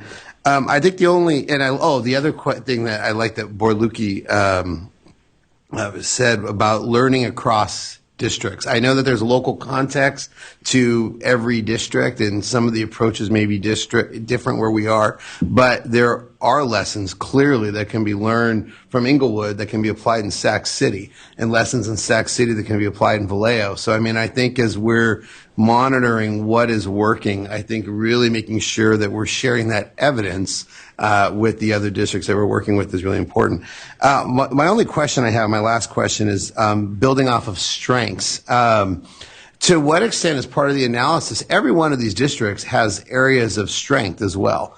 To what extent are the strengths analyzed and focus on building off of those strengths? Like, I keep coming back to Mount Diablo. Mount Diablo High School has one of the best culinary programs in the entire country. Not just California, in the entire country.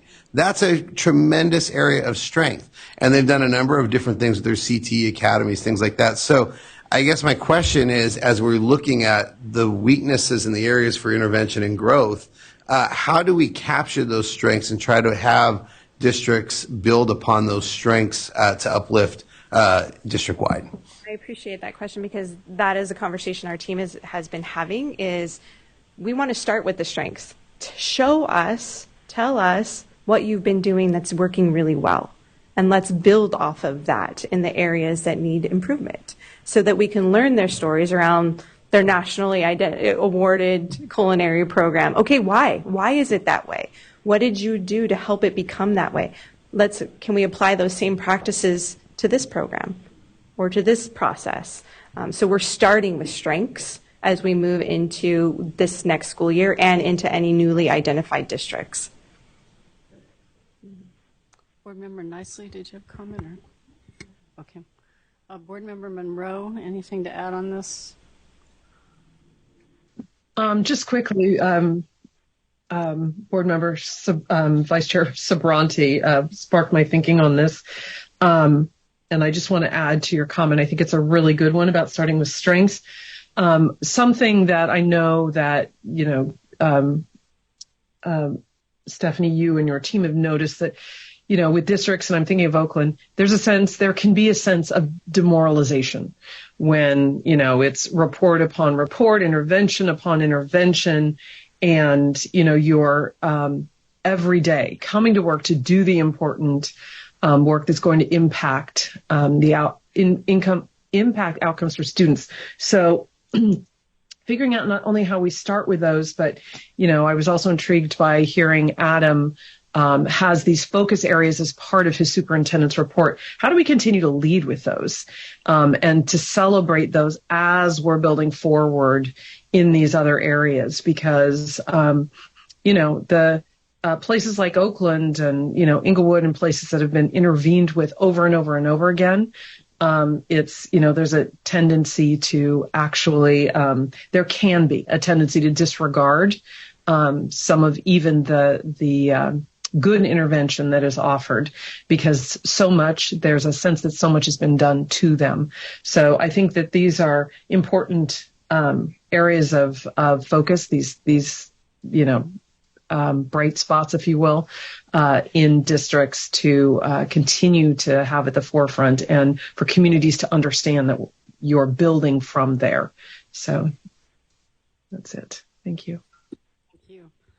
I'll just close, Stephanie, a couple things. First of all, I do, just as Board Member Sabranti said, so appreciate the just deep self-reflection and willingness to say, this doesn't seem to be really working for the districts we're working with, and how can we make it better, and how can we work right alongside them and not do to them. It makes me think, as the old person here, we've come a long way since the No Child Left Behind shame and blame game, which we know did not work at all. So I really appreciate that.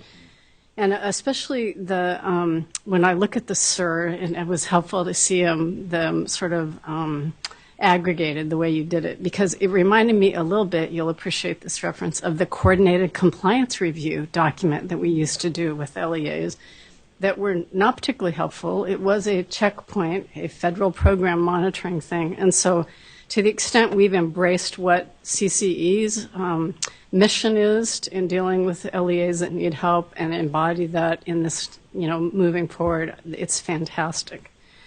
The one thing that I'm most interested in, and I know we talked about this before, is the so what when we get through the process or as we continue to work, it's related to the exit criteria.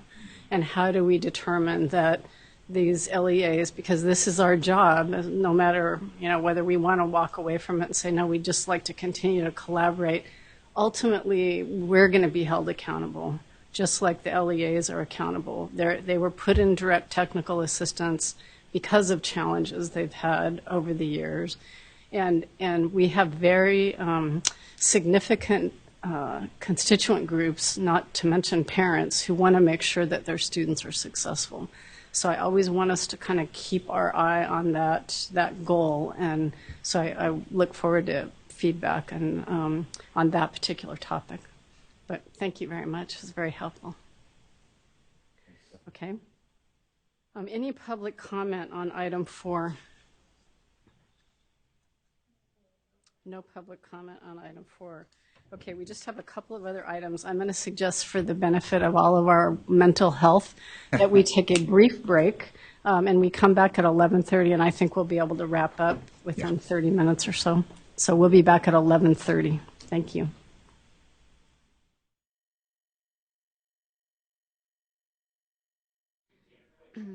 I'd like to reconvene. I don't have a gavel here, so I can't pound.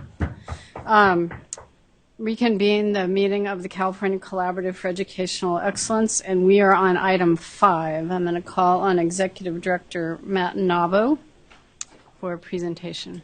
Thank you. So this is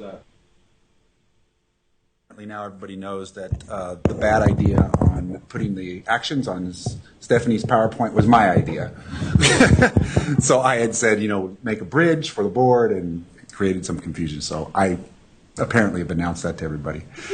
Item 5 this is a really interesting one that I've been looking forward to for a while. It's a two-parter. So I'm going to ask Hillary McLean to come up. She's been a partner of ours on this journey of really reevaluating what's our communication strategy as an organization, not as a primary focus of promoting the CCEE, but as a primary focus of identifying partners who are available to LEAs that will help them.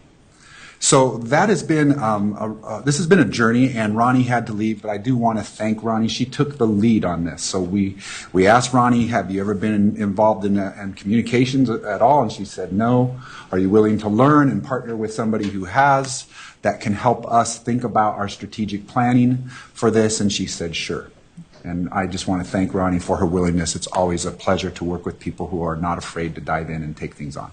So with that, she partnered with Hillary. I've asked Hillary to come up and support me as she did the behind-the-scenes work here. But you have in this item, you have a narrative that gave you a much deeper dive into the PowerPoint that we're going to share with you. But if you dive to the PowerPoint, I'm going to go through not the whole thing. I'm just going to highlight a couple of things in this PowerPoint for us to have a discussion as a board. And then we're going to show you, as a result of this targeting the right audiences, creating access, we took a stab at redesigning our website. As part of this communication strategy, what came available was, you guys have a lot, but it takes us a while to find things sometimes. So we took a stab at redesigning. Suji's going to come up, and with 90 seconds, she's going to share with you, here's what's launching, so that you can see. But what I do want to do is thank Hillary for this. So what we asked Hillary to do was engage with Ronnie, engage with some educational partners, assess our approaches right now for communication. As you know, as a board, our past has had a myriad of approaches. So I think Vice Chair Sabrante, you and I, from the very onset, we had iPad or a podcast. We had the roadshow, which is part of the podcast. We had the roadshow in person. We had various newsletters, and then most recently, under former director Armelino, we hit the Friday 5, which was addition. So we've added some things to our arsenals about trying to get out and communicate with people, but we have some challenges. As a result of all that energy, time, and resources, I'll take your attention to slide 2. There are some challenges in our approach. One, CC's role is not universally understood, so sometimes people understand, why am I receiving this from you? CC services and values are unknown. Our value really is as a conduit to other agencies and to resources and supports. We're not built pragmatically to provide statewide professional learning resources across the state as a universal at a really high ongoing level with a myriad of initiatives attached to it. We have a finite number of people, but there are people in the state that do that. CC struggles to describe its own role in supporting this system improvement. So who are you? Why are you here? What's your role and responsibility? That we've talked about those things for a myriad of time. The goal of our new strategic approach is in slide 3. We want to become a more strategic partner, and this is the difference between our past approaches and what we're trying to do now, is being very strategic about what we communicate, when we communicate it, and how we communicate it. And so in doing so, we did some investigation. I'm going to ask Hillary to just speak a bit about what the engagement with education partners she learned about our effectiveness as an organization and our ineffectiveness as an organization. So Hillary, could you just speak very briefly to that? Sure, absolutely. Thank you so much. In the investigation that we initiated to learn more about how CC is perceived and how the information that CC shares is processed by others out in the educational field, we did a series of interviews with educational leaders, including superintendents from districts and county offices of education. and a range of collaborative partners that CCEE works with and engages with on the improvement work. We also reviewed the past communications plans, and we reviewed all of the resources that CCEE offers now to the public. We learned a number of things, that of course the effective partnerships are absolutely essential, and that effective communication needs to support those partnerships and advance and further them. We also learned that CCEE needs to be very sensitive to the perspectives of the critical audiences that it's trying to communicate to. And part of that is understanding how they themselves process information that they get.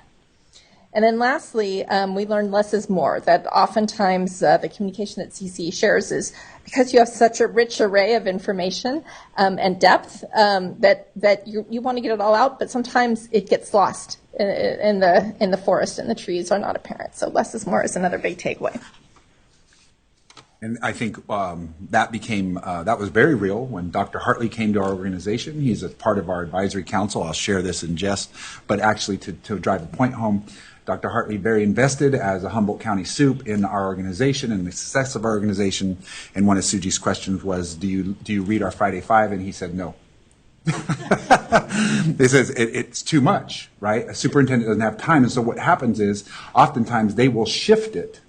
If there's something of interest, they'll shift it to somebody else to read in hopes that what is shared might be valuable. So it's really hard to figure out, is anyone leaning into the resources that we're sending out to the field, and timing. So what I'll take your attention to is some of the feedback we received is on slides 7 through 9.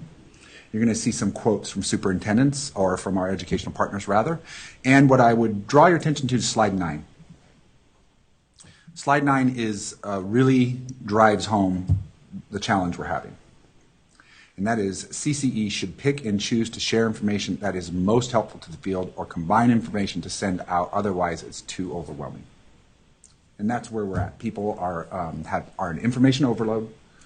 There's a lot of resources out there, and so they're struggling. And so what we've done with Hillary's leadership and Ronnie's leadership is we've said, as a result of this, what do we need to do? So the first thing we did was on slide 10. We organized the state into 4 critical partners categories. You have validators. These are district and LEA leaders. You have partners, county offices of education, GEO lead superintendents, CDE, state board education, technical assistance providers, policy and funding scope, and then you have amplifiers. And what we've done is we've sent out communications and we basically cast a wide net, and then we're hopeful that people will pick pieces of that net that are valuable to them. And the way I visualize the approach is we're not casting a wide net now. Now we're using like a skimmer. And we're going to go in and say, this is for you, amplifiers. This is for you, policymakers. This is for you. And so that's a different strategic approach. It does require somebody who understands the needs of the field. It does require somebody who understands how to communicate succinctly and accurately. We don't want to give our education partners volumes to read. They will look at bullets. They will hit the high points. They will zero in on that bullet right there is what I need, and I'm going to go to that. So we have to be more strategic. And so what that takes us to then is the slide 13. Back to the objectives. Our goal going forward at this point is to start to prioritize these communication strategy objectives for the CCEE. We want to elevate CCEE's value as a partner that helps LEAs access and accelerate improvement. So we're not so interested in saying, oh, the CCEE can do this, oh, the CCEE is great at this. That is not as important as here's a resource that will help you. And if you want more information, we can link you to that. We can even support your deeper dive into that conversation. We want to increase understanding about what the CCEE can offer. So if someone has a question about evidence-based strategies, research-based practices, they can come to us. Not that we hold that knowledge, but we can send them to CDE, to the person to CCEE, to AXA, to these other state lead agencies or statewide associations that hold the expertise in those areas so that they can get what they need. Highlight the value of working with CCEE as an access to resources. What we do hold are a lot of resources on that website. particularly in the past, you can dive in to click a link and it takes you to another link and it takes you to another link, which we have talked as a board in the past. I remember what a value, and then we said, boy, someone has to have time to do that. So we have to streamline that ability, but there are a volume of resources. Not that CCE is necessarily created on our own, but resources that are created by others that we link to. So we should be a one-stop shop so that an LEA doesn't have to think about, well, who do I go to for this? I'll go to the CCE website and start there, or I'll go to the CDE website. And many times what you see is the CCE links to CDE because there's literacy plans there, there's objectives there, there's dashboard connections there. So we're not creating those things ourselves. We're a conduit to a space. And then build and deepen relationships with local leaders and organizations that partner. So having a way to say to those state lead agencies, CISC would be a perfect example of a place where our value as a partner is not that we are showing CISC or supporting CISC in some way, although we can in many ways, but what does CISC need for its partners? What are LEAs asking for from them, and how can we come in and add value to that? Not replace it, but add value. So there's the idea being that no one entity in the state can do this thinking and learning and resourcing, resource outsourcing resources on its own. And so that's where we're at, and what we're looking for from you in terms of input here and for Hillary is, one, what do you think about how we're thinking about this? Is this the right way to think about it? And number two, are there communication strategies that you are using or you have remembered or from your perspective, CDE, superintendent, county office, that have been valuable to you?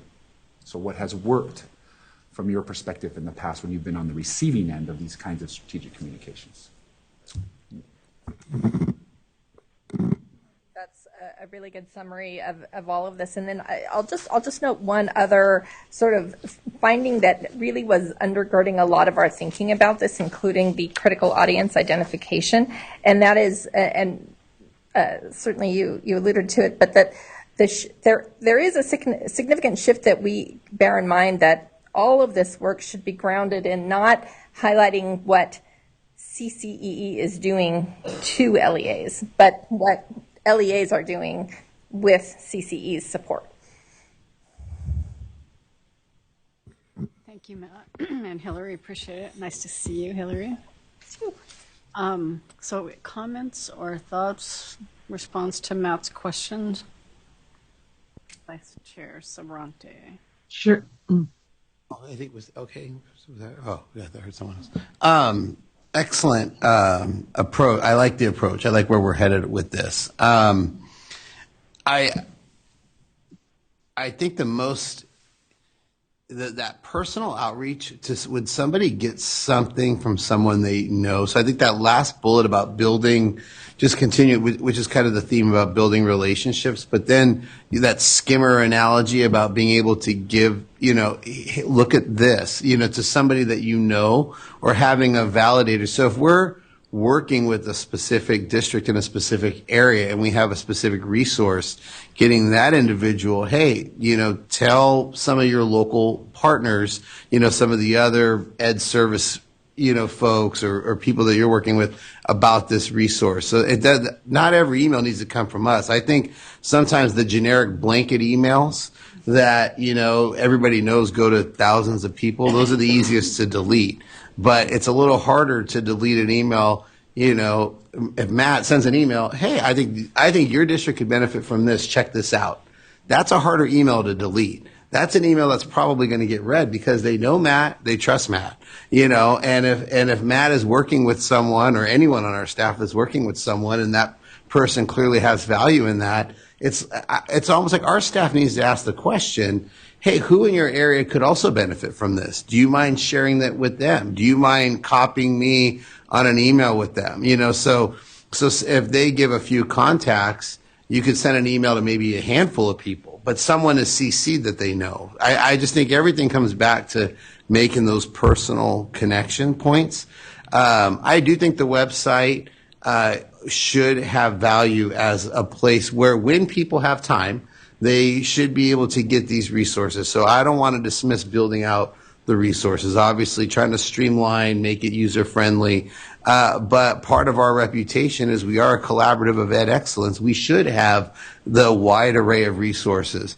But part of people accessing those resources is knowing that we exist. And part of the way people know that we exist is when we, for every one of our staff, we have such an excellent staff, that they make it part of their forefront that they are part of the communications team. Every one of our staff members. They may have a title, they may have a specific role, but as far as I'm concerned, they're all communications.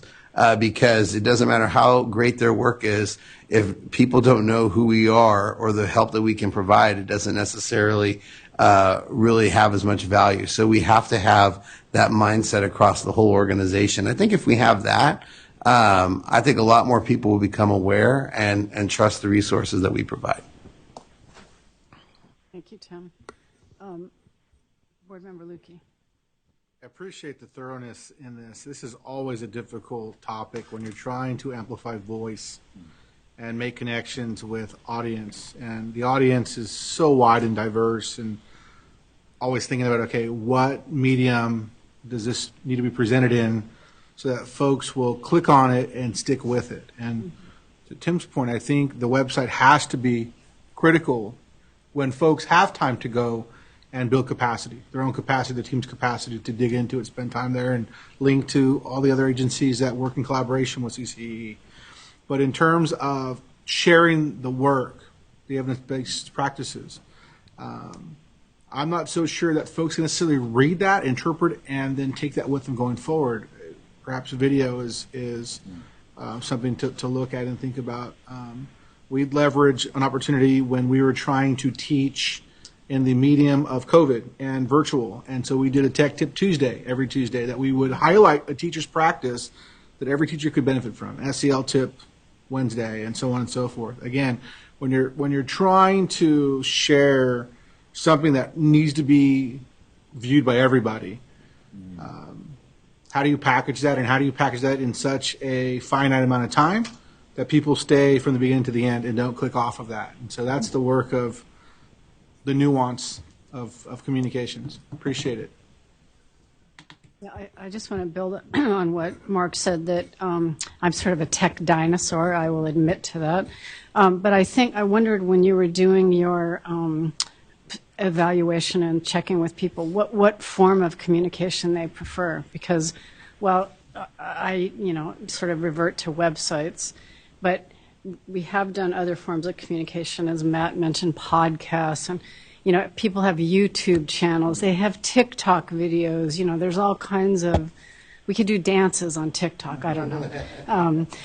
But I just think it would be helpful to know what is the most effective means of communication for these various audiences. I like that idea a lot. Whether we should be exploring some of those, because I agree that people, I sort of feel like, I'll speak for myself, people have the attention span of a gnat. And if you don't grab them, in the first 30 seconds and get them to stay with it for whatever period of time they have available for that, then you've lost them.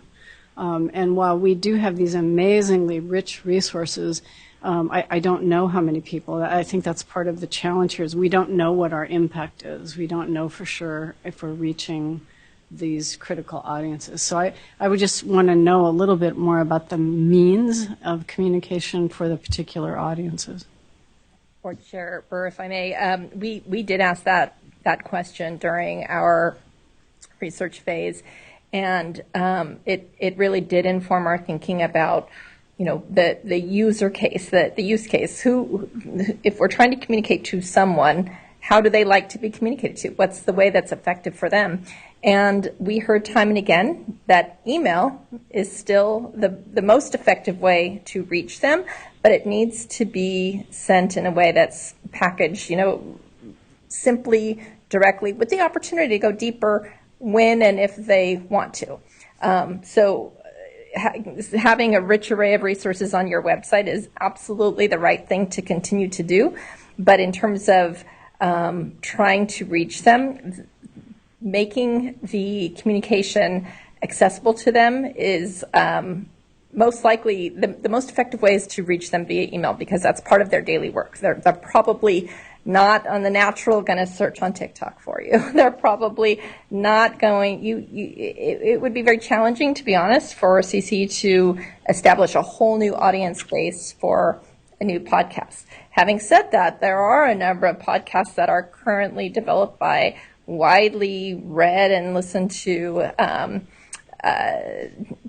educational journalists. So, if there's an opportunity for CCEE to announce something or promote something on one of those already established channels, I think that would be a better use of your time than trying to create a whole new resource that folks don't already naturally go to. Chair Burr, if I may. Board Member Monroe. Yes, thank you. Thank you. So really appreciate this presentation, and this is something that is a personal passion of mine because this is something county offices have had to think about also as, our scope has grown, and I'll speak for myself as a leader as I've tried to make better connections with the educational community throughout the county. So couple of different things that we have found successful. Yes, as has been reflected here, email is the gateway.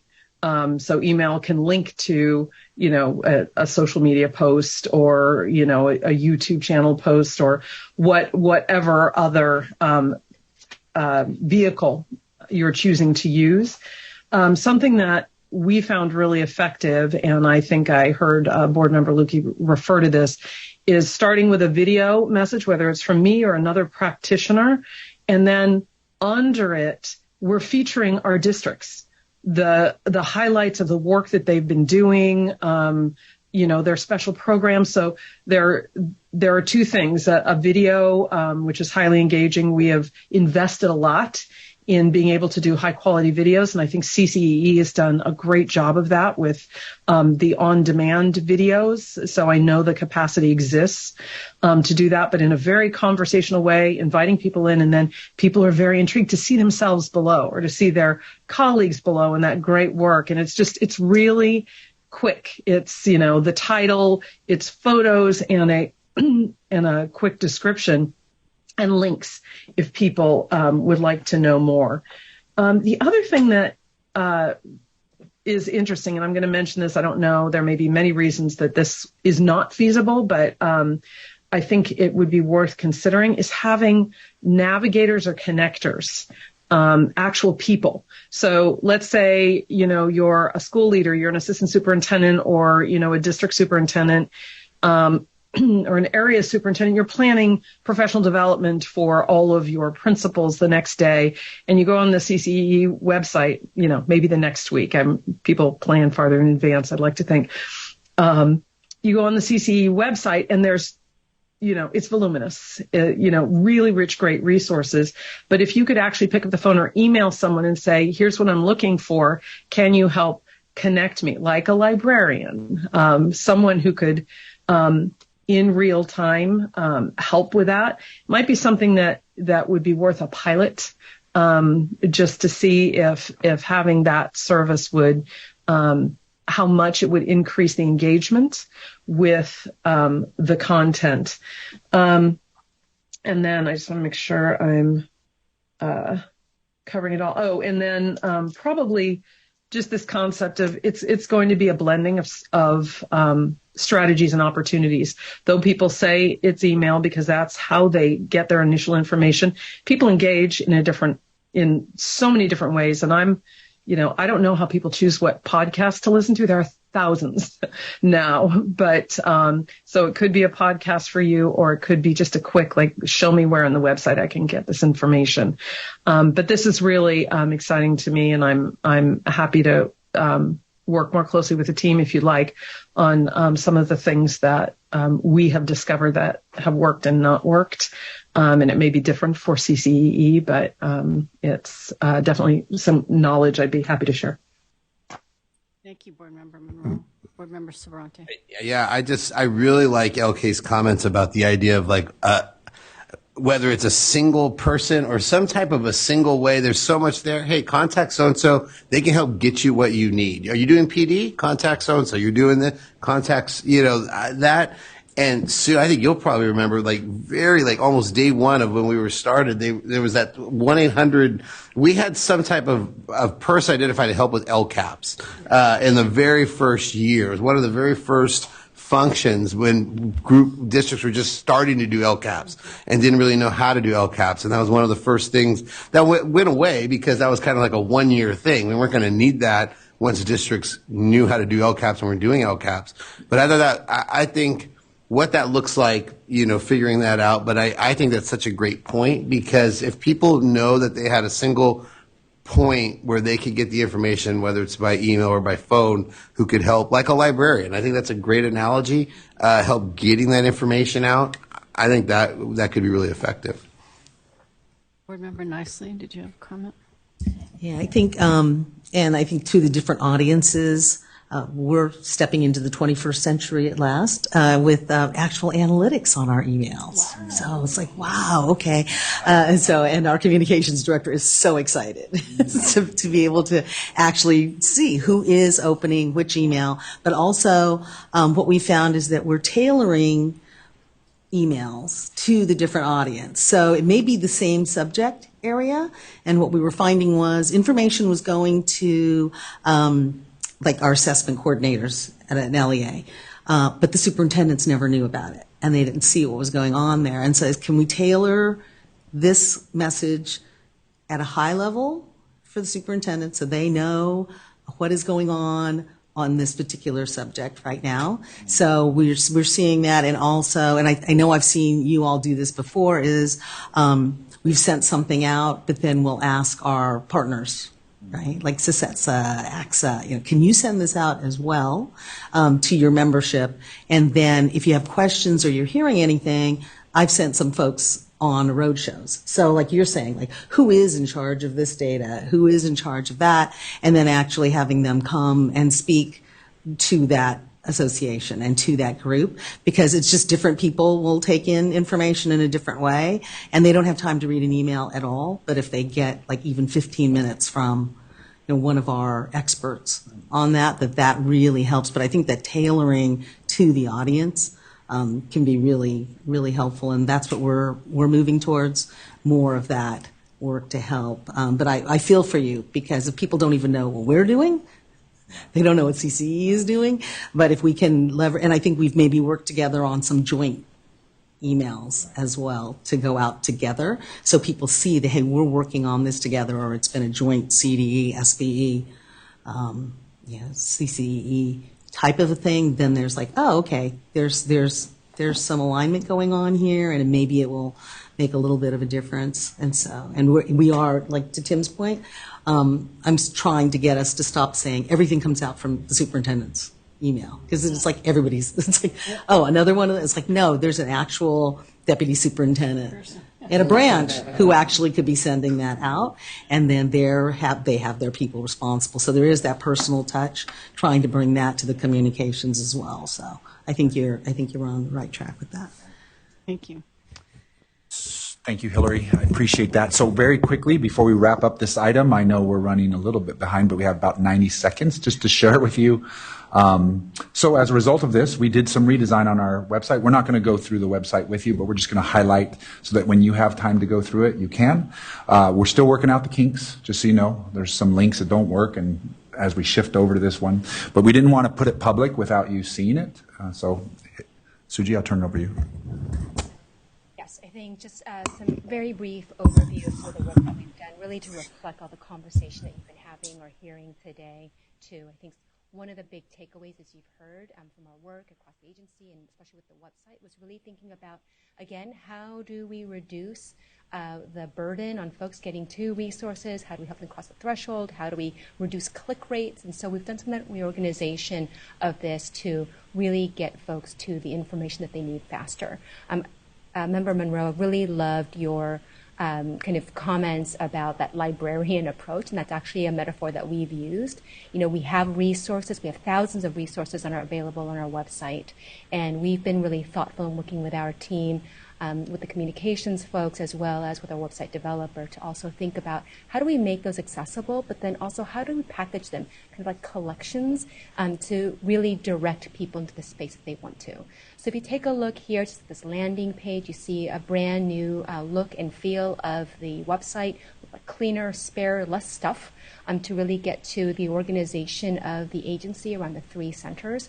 If you click on any of the 3 centers, you also have the navigation bar at the top, but very clearly across the centers getting immediately to what it is that we do, and then down below that, linking into the areas of focus. What are the projects, initiatives that we know folks are wanting to get to, and how do we get them directly there? Yeah, we're just seeing you and the closed captioning. I think if we're trying to, I see it here, share here. Oh, there we go.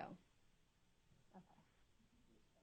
So we might want to just kind of go back to, so and anyhow, I think you see here, it's the website stays the same, but we have cleaned this up to be again, cleaner and spare around the framing of this.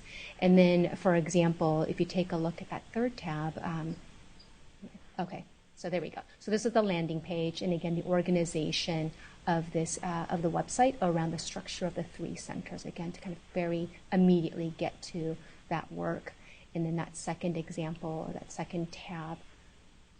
And then when you jump into any of the center tabs, being able to walk immediately into what is it they do, and then directly into the projects and initiatives that are supported, so you can get to those resources and tools very immediately. If you go into that last tab that we have opened up, thank you. Just wanting to give you a sense of some of the work that Stephanie shared earlier and what that looks like reflected. One of the comments that we got most from folks about our website was just, I'm looking for this. I know you have this. Where can I find it? Especially around our SIR reports, kind of tools. And so we've, again, put that really up front and center. How do you find it? Very clearly identified so you can get folks into the resources as quickly as possible. So more to come on this, but wanting to give you an initial glimpse of this. Again, we're continuing. This is, as Matt said, it's the process of development. We're just starting to get this up now. And we'll continue to work on this in conjunction with some of our communications work over the next several weeks and months. Okay, thank you very much. Okay, thank you. Appreciate the presentation. Any public comment on item 5? No public comment. Okay, there's no action on that item. I'm going to move to item 6, the modified salary schedule for CCEE professional expert employees. Ish, thank you for being here.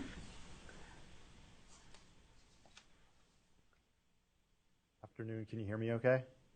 All right, Madam Chair, Vice Chair Sabrante, Ish Rayaru, CCE Liaison with the Marin County Office of Education, here on behalf of Mary Jane Burke, Superintendent of the County Office of Education, CCEE's administrative agent. You have before you a board cover as well as 2 attachments.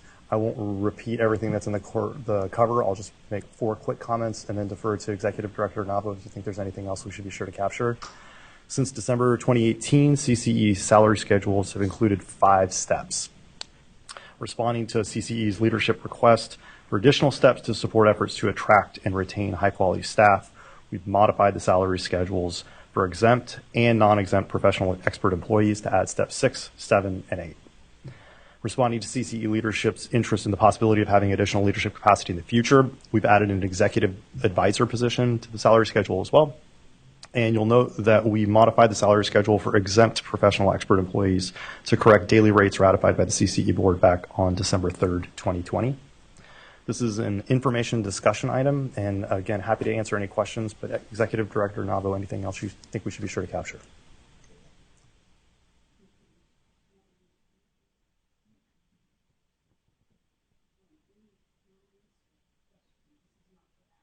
Not for action.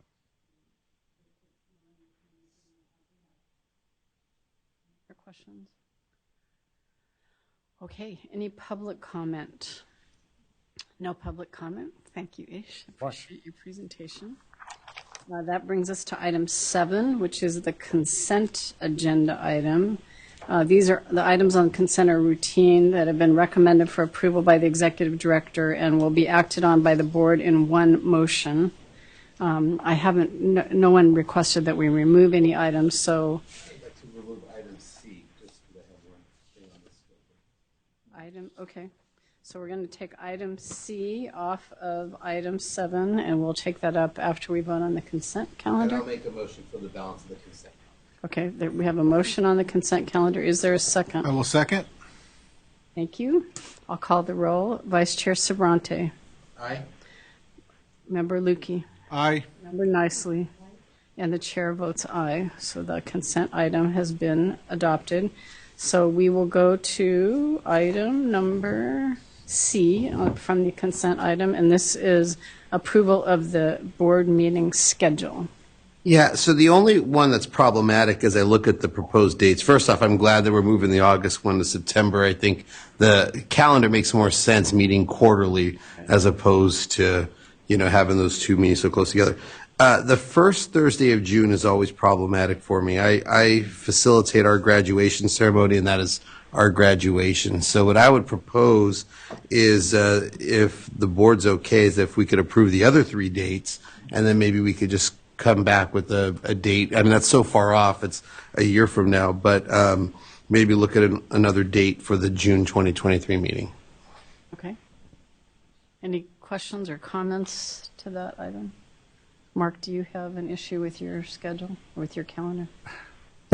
June? I'm glad Tim pointed that out. Yes, I do too. Not that's impossible, but certainly I agree with Tim. It's a conflict at the end of year schedules. Okay.